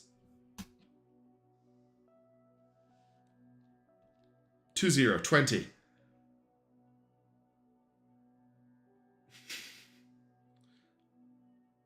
And it has side-loaded A100s and KH-15s behind the flight deck. It has strategic missiles too. 50-something is your bet. 50 would be terrifying. Now that is an entirely Air Force in the skies, for sure. I don't think it has much else going on. It's planes and missiles for days. It's got some 37mm on the hull here. One here, one here, one here. It's just all fuel tanks. There's all the fuel tanks. Just strap some rocket engines into fuel tanks to the airfield. Well, if you could relocate your airfield, right? Sad longbow noises. You can launch all the planes in combat without having to blow them up. Wow. That's pretty cool, actually. I want to know what controls what they get armed with in combat, actually, because if they can launch it with rockets, that'd be pretty scary. Unless you max thrust down. Well, I don't think the AI will be doing that, so that's good. Also, yeah, look at the range. 7,253 kilometers. It's not built for direct combat. It'll die in seconds in direct combat because it has nothing.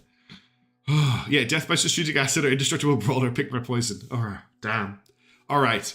I have bad news for everybody. We've gone through all the Gladiator MRLs and we've gone through all of the Nomads, but it is now after 1 o'clock and I've been streaming for 2.5 hours and unfortunately I have work tomorrow. So I'm going to have to call the stream there. We don't have that many ships left to go through. The only big group that we still have to go through, let me show you. Let me just change this to show my screen. I just don't have time to go through the Varyags. It'll be 3 AM by the time I finish the Varyags. We'll start the next stream with the Varyags, I promise you. So what we still got to go through.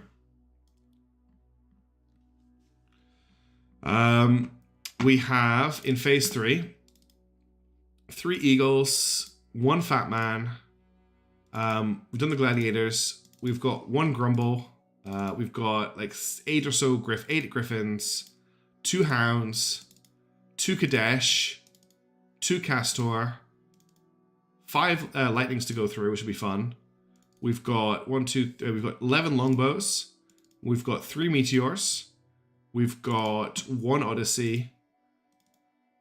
7 Paladin Mark IIs. 1 Pegasus.